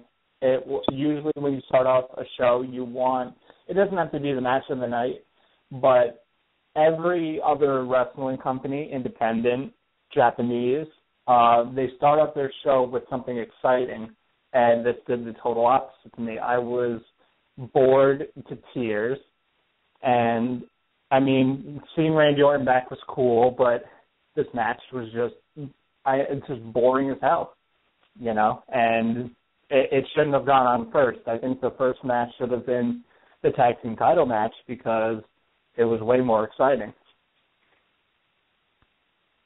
I find it really weird that they keep teaming together those three guys that got fired, considering really they haven't really acknowledged the storyline since they all came back, at least from where I'm standing from. I don't know, really weird contest to start off the show like Tom was talking about.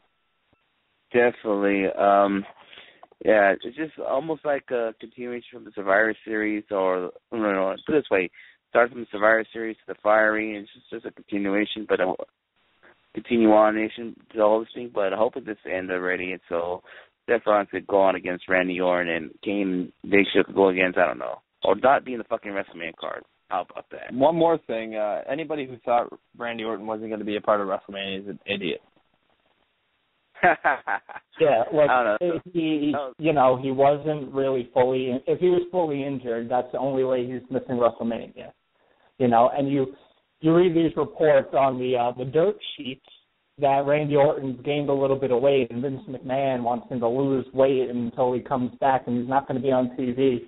It just shows you how gullible a lot of the internet fans are. Yeah, the dirt sheets are. Like, lately they have been doing quite a good job on being right, but stuff like this, man, I don't know. I mean, the only, when it comes to dirt sheets, the only sources that I trust is the Wrestling Observer and PW Torch. Other than that, maybe PW... What about WrestlingHeads.com? What about WrestlingHeads.com, man? Well, I mean, we're not a dirt sheet. We just give updates on everything in wrestling, but we're not spreading rumors that, AJ Lee is pregnant or something. Yeah. Oh, that one was great. Anyway, moving on with Fastlane. Next matchup was the tag team titles. Was that next? Yeah, I believe so. No, actually, you know what? I think we're wrong. Wait. Yeah, we're wrong on this one. It was actually the Stardust against Goldust. That was the next match. Oh yeah, that's right. Yeah, Stardust versus Goldust, and they had the whole thing with Dusty Rhodes going on. Yeah, definitely a botched finish to say the least. Goldust ended up picking up the victory over Stardust. The ref never counted 3. He went 1, 2, and then almost counted 3, but he didn't, and they still rung the bell. So, in my opinion, it was not an exciting match and screwed up finish. I will say on a side note, the Stardust attire looks very intriguing, although they went back to the normal one tonight, which was weird. Yeah. I did like Stardust's attire last night, and I mean, that promo after their match when Stardust attacked Goldust and then got into the face of Dusty, I think a lot of us know how talented Cody Rhodes is, and he proves it, with the Stardust character, and I think there's so much more that they could be doing with it, and obviously we'll probably see another Goldust Stardust match at WrestleMania, so hopefully this time it won't be a botched finish and maybe give them a little bit more time. I'm going to ask you guys a quick question before we get back on the Fastlane topic. Do you guys feel like Cody can bounce back from being Stardust, or will he always be Stardust in fans' eyes? I think he can bounce back. I think he's young enough to where he can bounce back and get back to being, if he wants to go back to being Dash and Cody Rhodes or whatever the case may be, I think he'll be able to bounce back easily. It's kind of like, I feel like it's the same thing that, not in the same sense, but Mick Foley, I mean, he was known as Cactus Jack before, and then he's known as Mankind when he first debuted in the WWE, but then they went back to the Cactus Jack character. So when you think of Mick Foley, you think of Cactus Jack and Mankind and even Dude Love. So I think he'll be able to recover if they get out of it. Yeah, definitely. To be honest with you, I did not enjoy this match at all. Like the botch finish. First, I just thought that maybe this will lead to a rematch. Like, okay, the referee screwed up, and this will lead to another rematch, a gimmick match. But then, the more longer I just realized about this, it just, or they didn't even mention about it Raw at all. I didn't even think it was really a botch finish. But oh well, it is what it is. Y'all can't be perfect sometimes, you know. It seemed like all right. This show was like a Botchamania show between Lillian Garcia and the Raps, man. Jesus. American Matthew Grant. All right.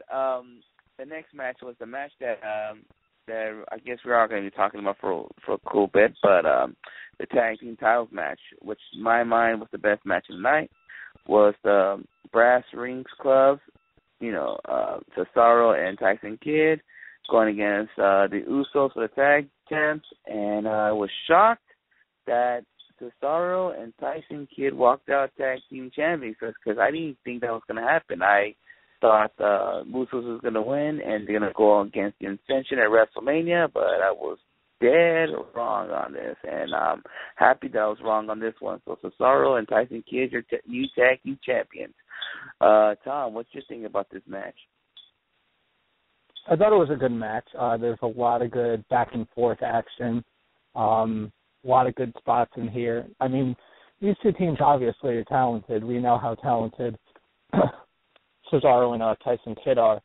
And even though I don't like the Usos, I know that they can put on good matches with the right opponents. So it wasn't a surprise that this was a good match. But I was shocked that Cesaro and Kidd did grab the titles. I was happy but shocked.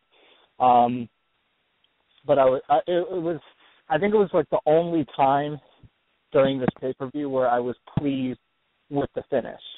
I left that match like, okay, we have brand new champions, two guys that are awesome workers getting some gold. So I thought it was a good match. Not to move ahead on Raw quickly, but man, it seems like the Ascension push is already finished as well. Yeah, we'll talk about that in a little bit, but what's your thoughts on that match? I know you like the finish. Oh man, I was shocked as hell to see them win the belts. I wasn't really paying attention to it because I was expecting the Usos to win. And I was like, whatever. But I heard the 1, 2, 3. I kind of looked up and I was like, what the hell? Hearing the music and everything, I was like, wow, that's awesome. WWE actually making a decision right, and I will agree in a sense with Tom. It was kind of the only match I was happy with finish-wise. I mean, I was okay with the main event, but obviously it wasn't the decision a lot of us wanted. Yeah, definitely. Yeah, like I said earlier, I was shocked that they decided to go with Cesaro and Kidd with walk out with the straps, but hell, I give thumbs up for WWE for that. And one thing I noticed something. Remember when the Usos debuted? Who did they attack? I'm not even sure. To be honest. Hart Dynasty? Yep, and one half the Hart Dynasty was in the other team. So yeah, I just want to put that out there. Really? Yeah, I just want to put that out there. All right, next match. I believe the next match was the Divas match, if I'm not mistaken. I think that was the next match, wasn't it? I believe so. Yeah, I think so. Yeah, at this point, I can't remember the order. I don't think it really matters. But let's talk about this Divas match between Nikki Bella and Paige. I mean, it was an okay match. I didn't get as much time as I thought they would. There was a couple cool spots, like that Nikki Bella powerbomb that she did to Paige. But overall, it was just a meh kind of match. What did you guys think of it?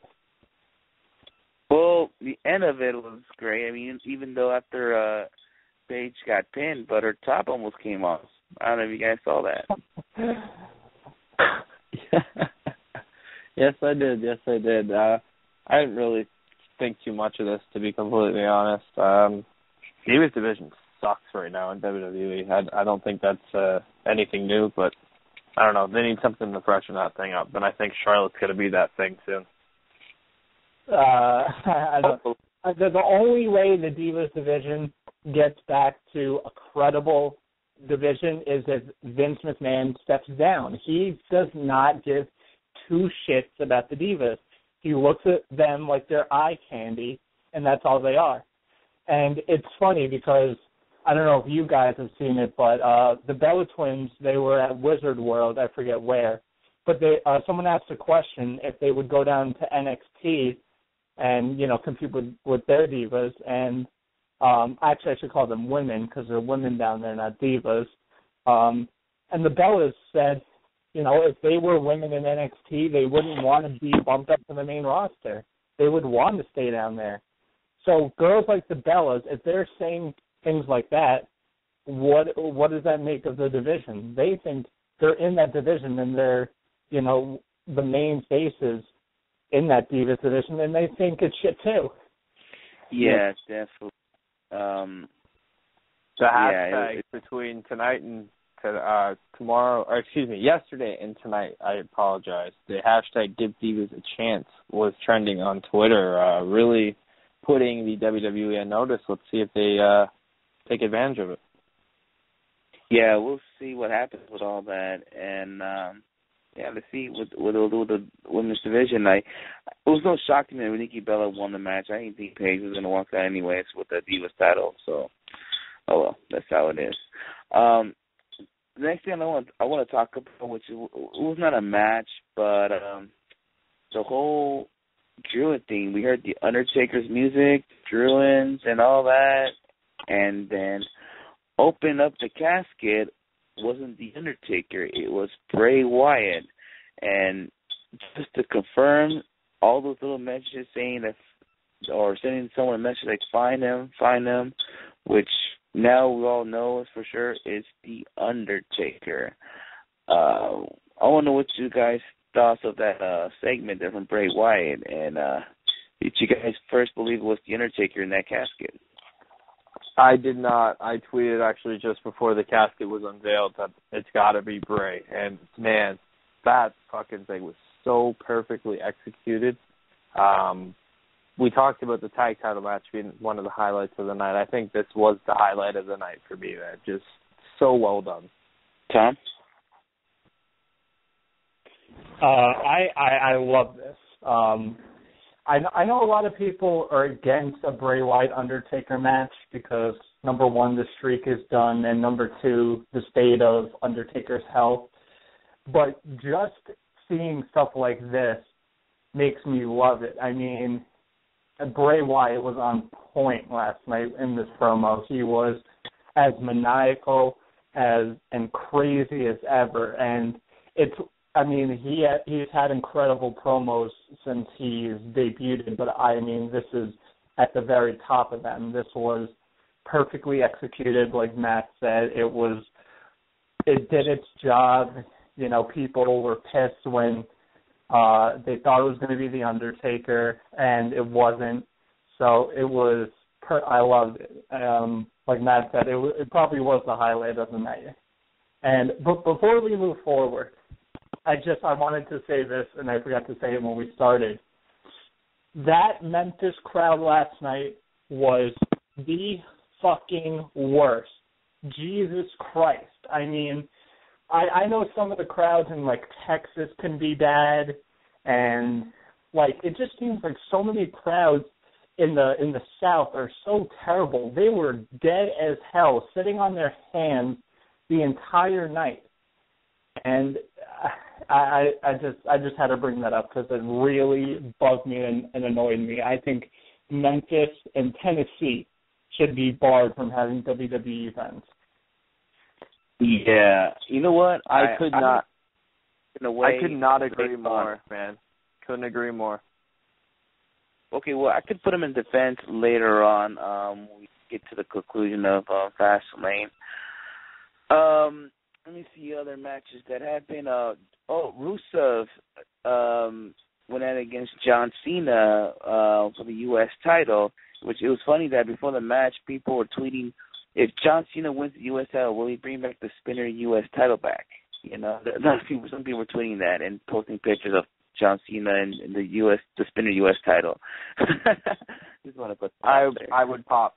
I would just like to throw that out there. I was a huge fan of the title, but then again, I was like 13 when it was out, so the surfer. Yeah, which disappointed all of these people that John Cena did not win the U.S. title. He got beat by Rusev, did accolade him, but he did not tap out. He passed out pretty much. So basically, Rusev won by submission. This match was all right. It had some great conclusion, like when he had the what's that shit called again? Submission move. Tell the half of that damn submission move. The accolade. No. Talking about John Cena's submission move. The FDF. Yeah. He did that, and it seems like Rusev just escaped it like nothing, and then he did the AA at him, and he still kicked out of it, and it just shows you there's no way Cena could beat this guy, and when he did the accolade, that was it. It was over. So, yeah, I think it's a good move, and it's going to lead to some kind of gimmick match for WrestleMania. I could see it. I can call it right now. I think it'll lead to a gimmick match, possibly like if Cena loses, I think it's a submission match. I think it's a submission match. Yep. Could be. I think that would be. Maybe. Maybe, or yeah. Maybe even a no disqualification match. I mean, I don't know. Rusev did kick him in the nuts behind the ref's back. I don't know. Yeah, definitely. Tom, what you thought about this match? I thought it was an okay match. There was some good back and forth action and a couple of points. I will say I was very pleased with the finish because me and I think a bunch of other people thought the finish was going to be a disqualification or a count-out or something. So even though there was a distraction, I think it was perfectly executed. And, you know, having seen it pass out in the accolade, I think was a better finish than a possible disqualification or count-out.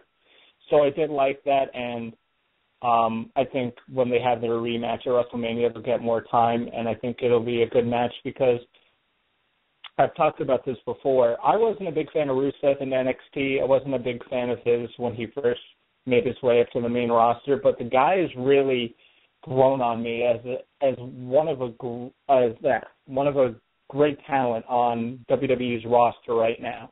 I think he's improved tremendously. He's also one of the best sellers in the company. He sells every move like it's killing him. You know, he's limping afterwards. He's not, you know, jumping around and, you know, doing backflips and stuff. He acts like he's in tremendous pain still, and that's one of the great things about him. So I thought it was a okay match. It was a good finish, and it was a good way to keep building up Rusev. Man, I couldn't agree more with you once again there, Tom. I was not a fan of Rusev at all, but the way WWE has built his character, the way that he's been booked, so well done. And going into WrestleMania, I am just praying to the heavens that we don't get the Bray Wyatt effect from last year. Yeah. I mean, like I said, I don't understand. I know WWE wants to protect John Cena because he's one of their top guys, probably the top guy. I understand you want to protect him, but in the same sense, if you want to get heat on a guy, if you want to make a guy look like a monster, you're going to have to make John Cena lose. And even though John Cena passed out at Fastlane, just imagine if at WrestleMania it's a submission match. When was the last time John Cena actually tapped out? What was it, 2004, 2005? I think the Kurt Angle or Chris Benoit or somebody. But it's been quite a long time. It's been almost 10 years. So imagine at WrestleMania, the biggest stage, having John Cena tap out to Rusev, what that would do to Rusev's push and his legacy. It would be something huge. But I don't know if WWE would go that route because, they're probably going to make Cena go over because they have to do it. That makes me afraid. Yeah, definitely. You see what happens. Oh, you know what? We skipped one match, which had a bullshit finish to me for the Intercontinental title. Dean Ambrose won against Wade Barrett, which ended in a disqualification because timekeeper needs to do his job. Ring that damn bell. Yeah. Yeah. It's funny, those promos that Dean Ambrose said that he felt like, we all felt like the Intercontinental title hasn't been like prestige has it been the last couple of years. He wants to bring it back. Hopefully Dean Ambrose is the guy to do it, but I just feel like you need a classic feud to bring that title back to prestige, not just a wrestler, But it was a bullshit finish. I'm sure you guys all agree as well. That was a bullshit finish, and hopefully it'll lead to a no DQ match, which I doubt it because it looks like when we saw Raw today, it's going to be a four-way match between Dean Ambrose, Wade Barrett, Dolph Ziggler, and R-Truth. Yep. And this only confirms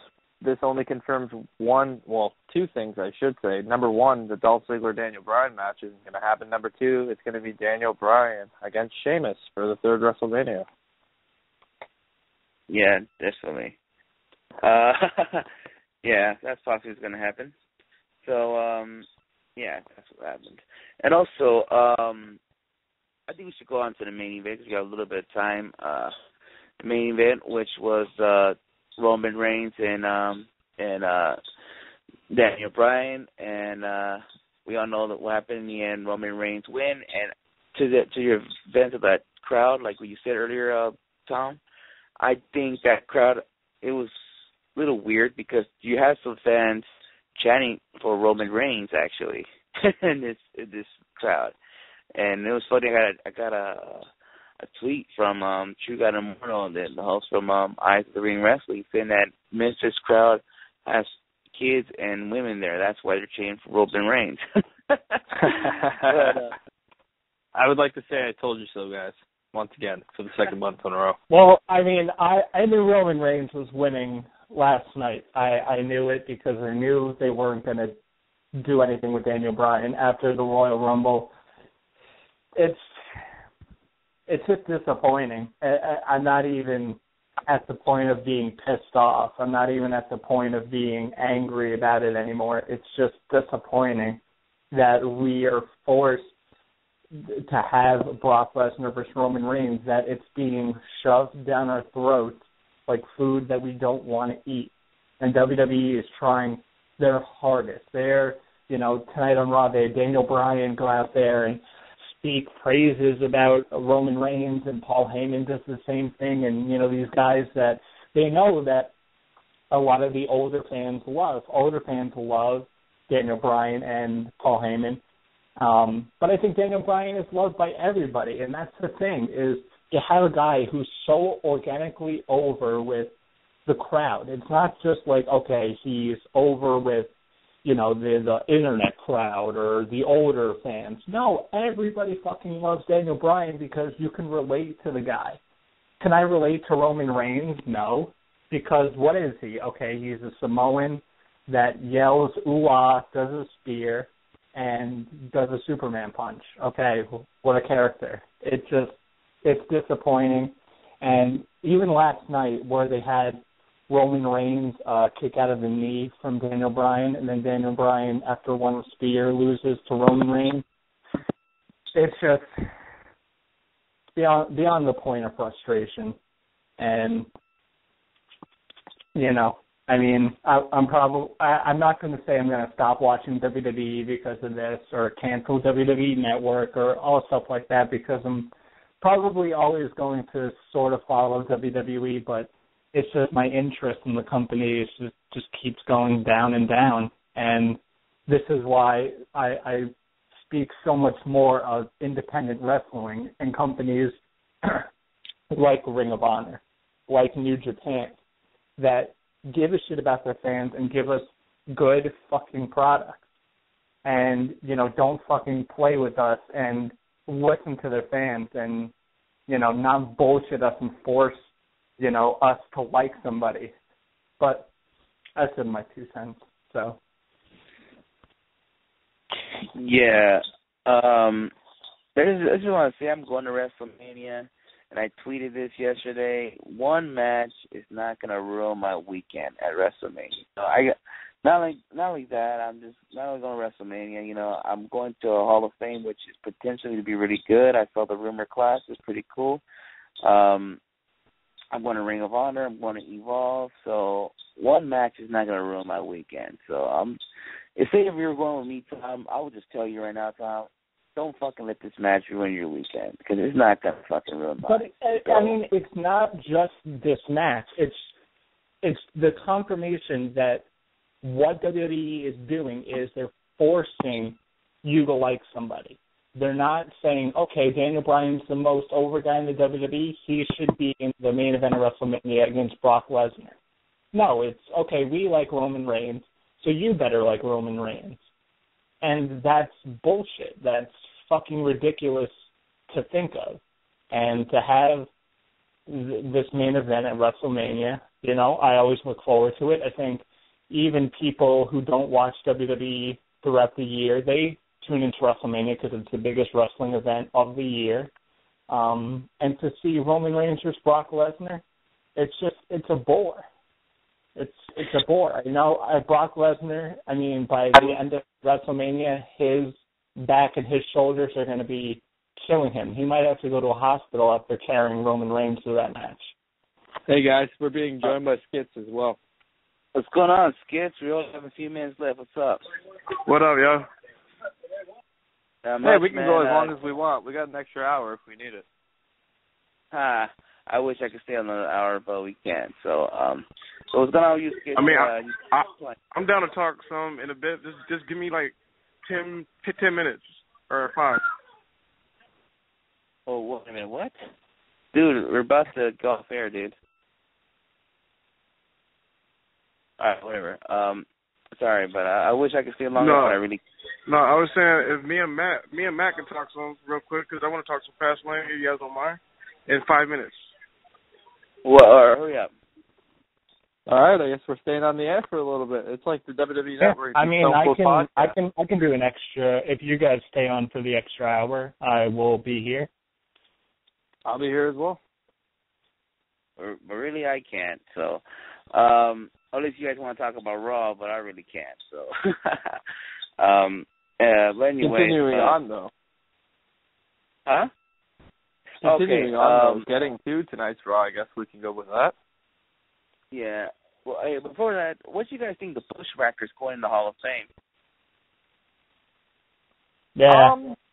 A lot of people are complaining that Demolition or a couple of other teams should have been in there first. But, I mean, the Bushwhackers were a great tag team. And in the time, I should say in the purpose, or they served their purpose. There we go. I can speak properly now.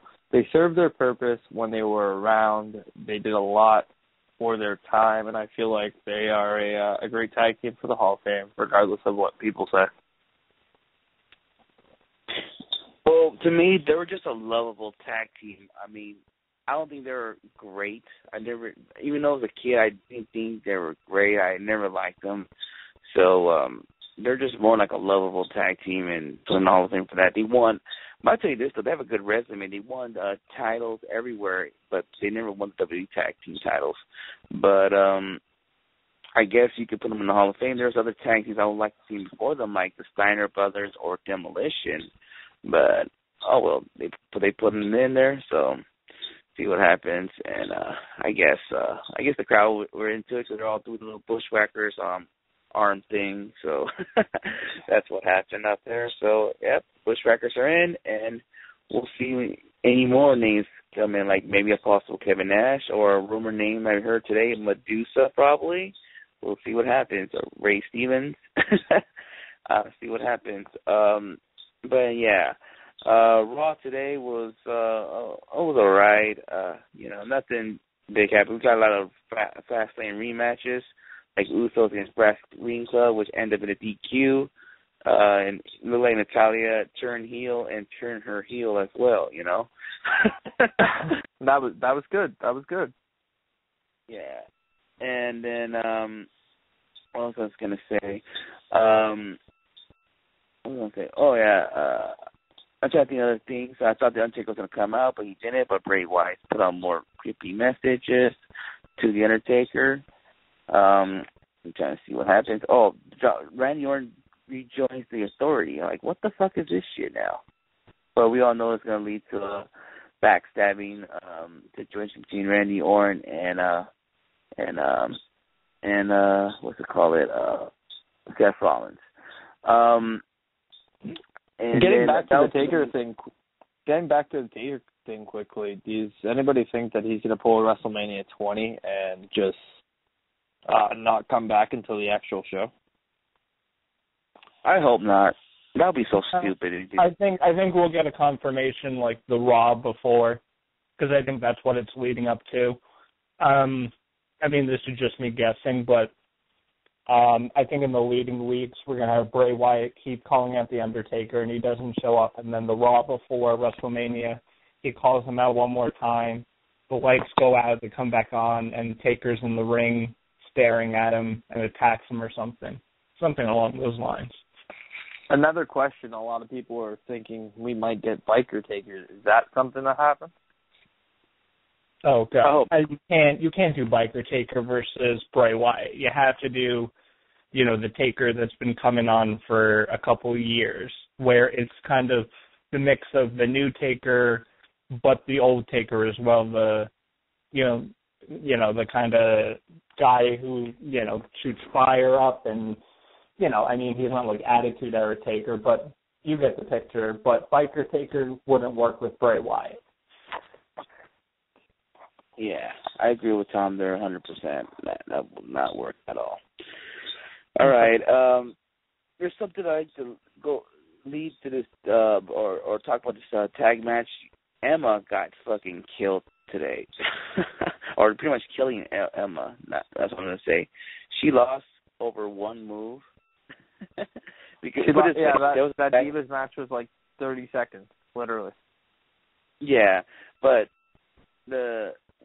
I feel like this is leading to Paige is going to team up with other divas until I see the return of AJ Lee, and I don't know how they're going to do this, but I could see a WrestleMania possibly either 4-way or maybe it has to be a 4-way. The Bellas against AJ and Paige. That's how I see it because, I think this is leading to AJ Lee return.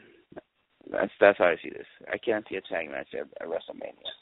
So I'm kind of getting sick and tired of the AJ Lee returns, if I'm being honest here. How many times can you have her come back and become champion? Yeah. I don't know about her being the champion, but yeah. I can see where Matt's coming from. Over the past maybe year, I would say so, a lot of my interest in wanting to have AJ on TV has gone down so dramatic. Like whenever she shows up, it's just like, it's just not exciting. Lost its aura. It's just like I said, this whole Divas division is complete and utter shit. They don't give a crap about it. They treat it like it's nothing. The Divas are looked at for eye candy and their stupid fucking reality show on the E! Network, and that's it. They're not taken seriously as credible wrestlers. And, there's women all over the independent scene. Girls like Candice LeRae, Beta Scott, Lufisto, I want to list off every single name, but I can't because I'd be here for the rest of the show. But you go out there, and these girls are busting their asses. They're bleeding. They're going in there with men. They're putting on top-notch matches, you know. And I think ultimately a lot of the women on the independent scene would like to get to WWE because it's a chance to earn as much money as possible. And we would like to see them earn money and put on great matches with a lot of the divas in WWE. But at the same time, I don't. You know, I want to see Candice LeRae make as much money as possible because she deserves it, but I would never want to see her in the WWE main roster because she'd be treated like shit. Yeah. Yeah. It's just frustrating. And people, you know, this whole give divas a chance thing, it's cool to see that people, you know, care about the divas and they want to see them do better. But you know what? You know what people should do? Instead of getting that trending, go follow companies like Smash Wrestling and AIW, companies that give a shit about their women's wrestlers and treat them just like the guy wrestlers. They don't treat them any differently. You know, they go out there and they bust their asses just as hard as the guys. And, you know, they're given top spots because of it. So while that's we're what on that topic, quick plug from Watch the Throne 3 Alpha 1 Wrestling Sunday. If you guys want to check out that show, check out Ricky Shane Page against Felicia Sparks, man. Woo, what a match. Oh, yeah, I heard about that. That was kind of crazy. People were talking about that. I mean, Felicia Sparks, another woman on the independent scene who is making a name for herself, and I didn't know who she was maybe 6-8 months ago, but she's been putting on great matches ever since I've heard about her. You know, she was in a fucking ladder match, you know, with another woman over a dog. Even while you think about it and you're like, oh, that's kind of funny, they put on a great ladder match. You know, I would put that ladder match, you know, not like, it wasn't like TLC 2 where, you know, they're taking bumps 20 feet in the air, but it was still a damn good ladder match, and they would put it up against any other one. It's just, it makes me sick to see how WWE higher-ups, some of them, feel about the divas, and it's a shame. And Oscar, I know you wanted to end the show, but I know he wants to get some wrestling chat in, so let's bring in Skit. Nobody is this motherfucking show without skits. You dig? I'm in there. Hurry up, and, let's talk. Hey, Oscar, you can go to sleep. We'll talk some wrestling real quick. No. It's more reasons than that, so hurry the fuck up. Hey, you can go to sleep. We're not going to be on for an hour. No, it's not sleep. No, it's not sleep. It's something else, dude. I just sent everything in your text message. I already know. I read it. We're not going to be on that long, so don't trip. But, hurry up. But Fastlane. Let's talk some Fastlane because I didn't talk around. So, yeah. You guys are the host, so ask me the questions. Ask me the questions, host. I'm going to call her right now. Skits, what did you think of Cesaro and Tyson Kidd winning the tag team titles? All I got to say, fact. I disagree with that. What did you think? Because me and Matt and Oscar kind of came to a little bit of an agreement that the Bray Wyatt promo that he cut was the best thing of the night. What did you think about that one? That was another fact of a good thing part of Fastlane. All right, now, I went on a rant about the main event, but what did you think about Roman Reigns and Daniel Bryan? And give your thoughts about Roman Reigns. I'm going to keep it all the way funky, all the way 100 with you guys. I'm going to keep it 100. That match was good. I thought that's the best match I've ever seen Roman Reigns in, hands down, ever. Singles-wise. Holy best shit. match ever put on. Hell is frozen over, ladies and gentlemen, because Skitsis just gave Roman Reigns credit on the show. Best match he's ever put on. Best singles match. Roman Reigns credit. I'm getting, like, a guy like John Cena, I can give credit to. I don't like John Cena, but I can give him credit for putting on damn good matches when he's needed to. He has had Roman Reigns deserves it, dude. He put on a hell of a match. but only because Daniel Bryan was carrying him throughout the whole thing. Just like Randy Orton carried him in the match at SummerSlam. Roman Reigns needs to be carried the to match have at a good match. SummerSlam, that match was terrible, bro. I was there live. Shit was garbage. The match with him and Orton was trash. I don't care if Orton's in there or not. It was garbage, and Orton was carrying him through it because Roman Reigns, Randy didn't do a good job. By himself. He's not a good wrestling talent. So you're not giving Roman Reigns no credit on last night. I enjoyed that match. I enjoyed the match, but only because Daniel Bryan carried him. You know, there were some cool spots, but if it wasn't Daniel Bryan, it would be a shit. Daniel Bryan could wrestle a fucking broom, and it would be a 5-star match. I'm happy to see you have come around, Skits, man, because I really agree with what you're saying here. Roman Reigns definitely stepped up his game and kind of competed with Daniel Bryan last night. Not saying he out-wrestled Daniel Bryan or anything, because I don't think anybody can do that.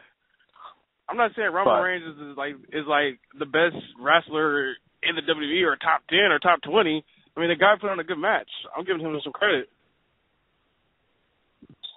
I think you're giving. I mean, it was a good match, but I still think Daniel Bryan carried him to have that good match. If Daniel Bryan didn't give a shit, if he just went out there and, you know, did it like it was nothing, then it wouldn't have been as good of a match. But because it's Daniel Bryan and he goes in 110. I love DB, and we all know this, but I'm giving Roman Reigns some credit because he did some moves that I haven't seen him do last night. So I'm just saying. I don't know how Oscar feels about it. Well, I mean, finally he went from 4 moves to 6. I'm impressed. How does Oscar feel about this? Because he's quiet. Well, like I said earlier, it was an okay match. It was not the match of the night in my mind. I just thought the tag match was the match of the night. But we all have different opinions, so. But yeah, that's what I thought about that match. I don't like Roman Reigns. Even when he was with the Shield, I didn't like him. I felt like I'm gonna keep it all the way 100 with you. I said this earlier. I forgot who I had the conversation with, but everybody named Mom loved Roman Reigns when he was with the Shield. Now all of a sudden they hate him. Why? No, I mean I never even really liked Roman Reigns as a Shield. He was.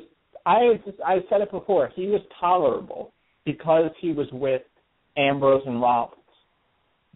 That is the only reason that he was tolerable to me. You know, and he was having matches. You know, when you look back at those Shield versus Wyatt matches, who were the stars? Even though Roman Reigns was made to look like the strongest, Ambrose and Rollins were doing all the best work. It wasn't Roman Reigns. I don't like John Cena. I know a lot of people for the past 10 years haven't really liked him. But I will give John Cena 1,000 times more credit than I will ever give Roman Reigns. And I mean, let's stop ranting on Reigns. Let's talk about some other matches. I want to share some thoughts on some other matches. Pretty much went through the whole fast lane thing before you got on, but I mean, that's why I'm calling to talk about it now. What did you think of the Cena Rusev match? The which match? Cena Rusev. That match was pretty good. You know, we all know Cena's not going to tap out. If I had to think of a match from WrestleMania for them to have, it's going to be a submission match. That's what I see. I'm glad we agree, Skits. I'm glad we agree. Yeah, not threw that idea out.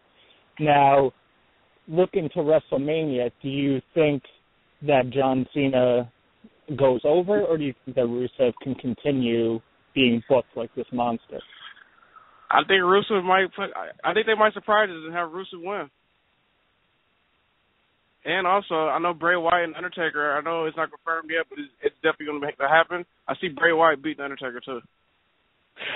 You know what? I agree with you, the Bray Wyatt thing, but I don't know about Rusev winner Cena. That would be impossible. The only way I see that if they're planning to have a Rusev Roman Reigns feud after Mania. That's the only way I can see it, but I doubt they'll go that road. Yeah, honestly, Seth Rollins is the next guy in line. People forget about him. Let's not forget that guy still has that briefcase. And yeah, and to mention another match that happened, Dean Ambrose, Wade Barrett. That match was like a Raw match, but I think it'll be better at WrestleMania. It'll be for the IC title. So, and Stardust. Let's not forget about Stardust. Damn it, his promo skills is like outrageous right now. Yeah, we definitely agreed upon that earlier.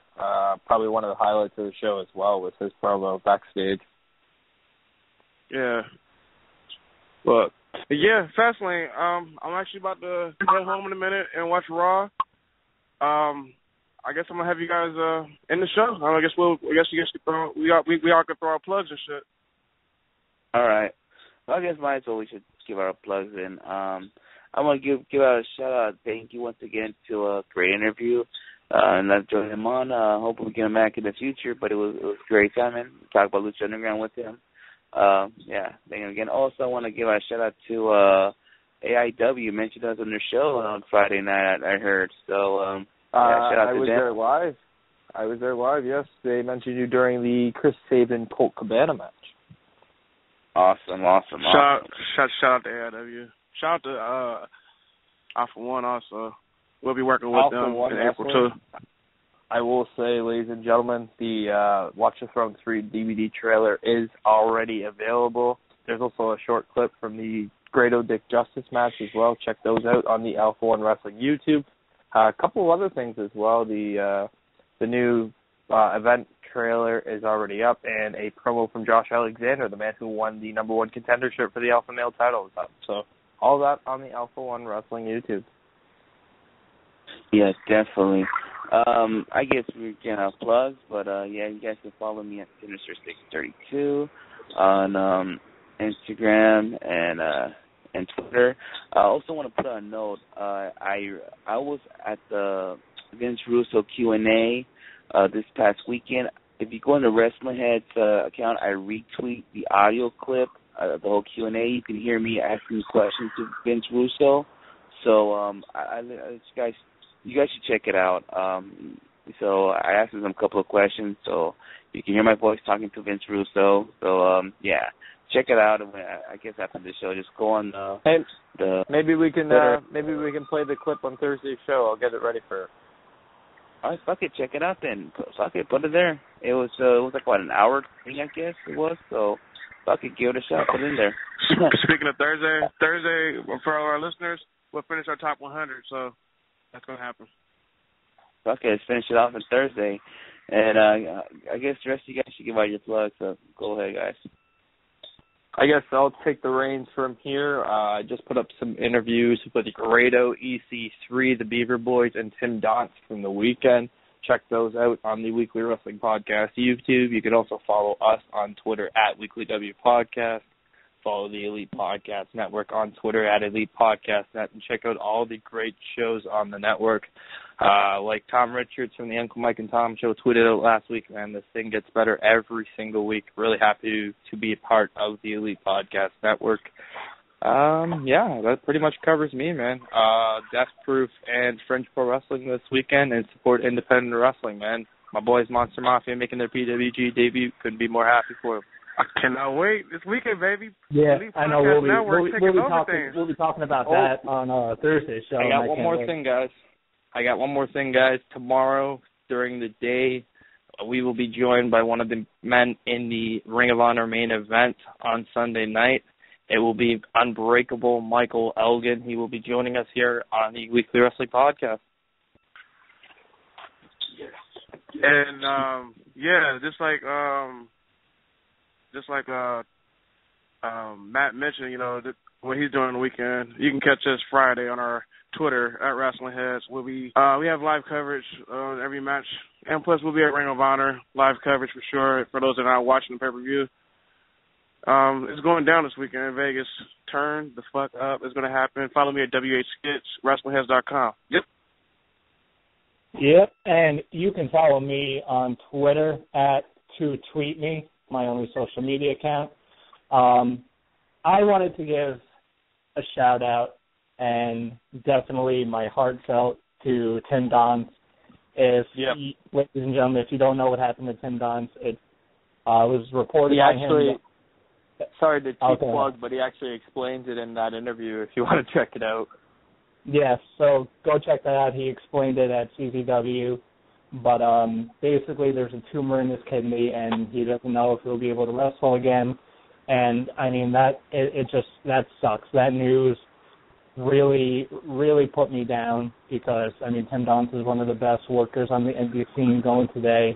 And to see someone who works that hard have something like that happen to him, it really, really sucks. But, I mean, the wrestling world, a bunch of wrestlers, you know, guys like Mick Foley, Sami Zayn, Kevin Owens, and a bunch of fans as well were sending out their condolences and telling him that he's going to beat this.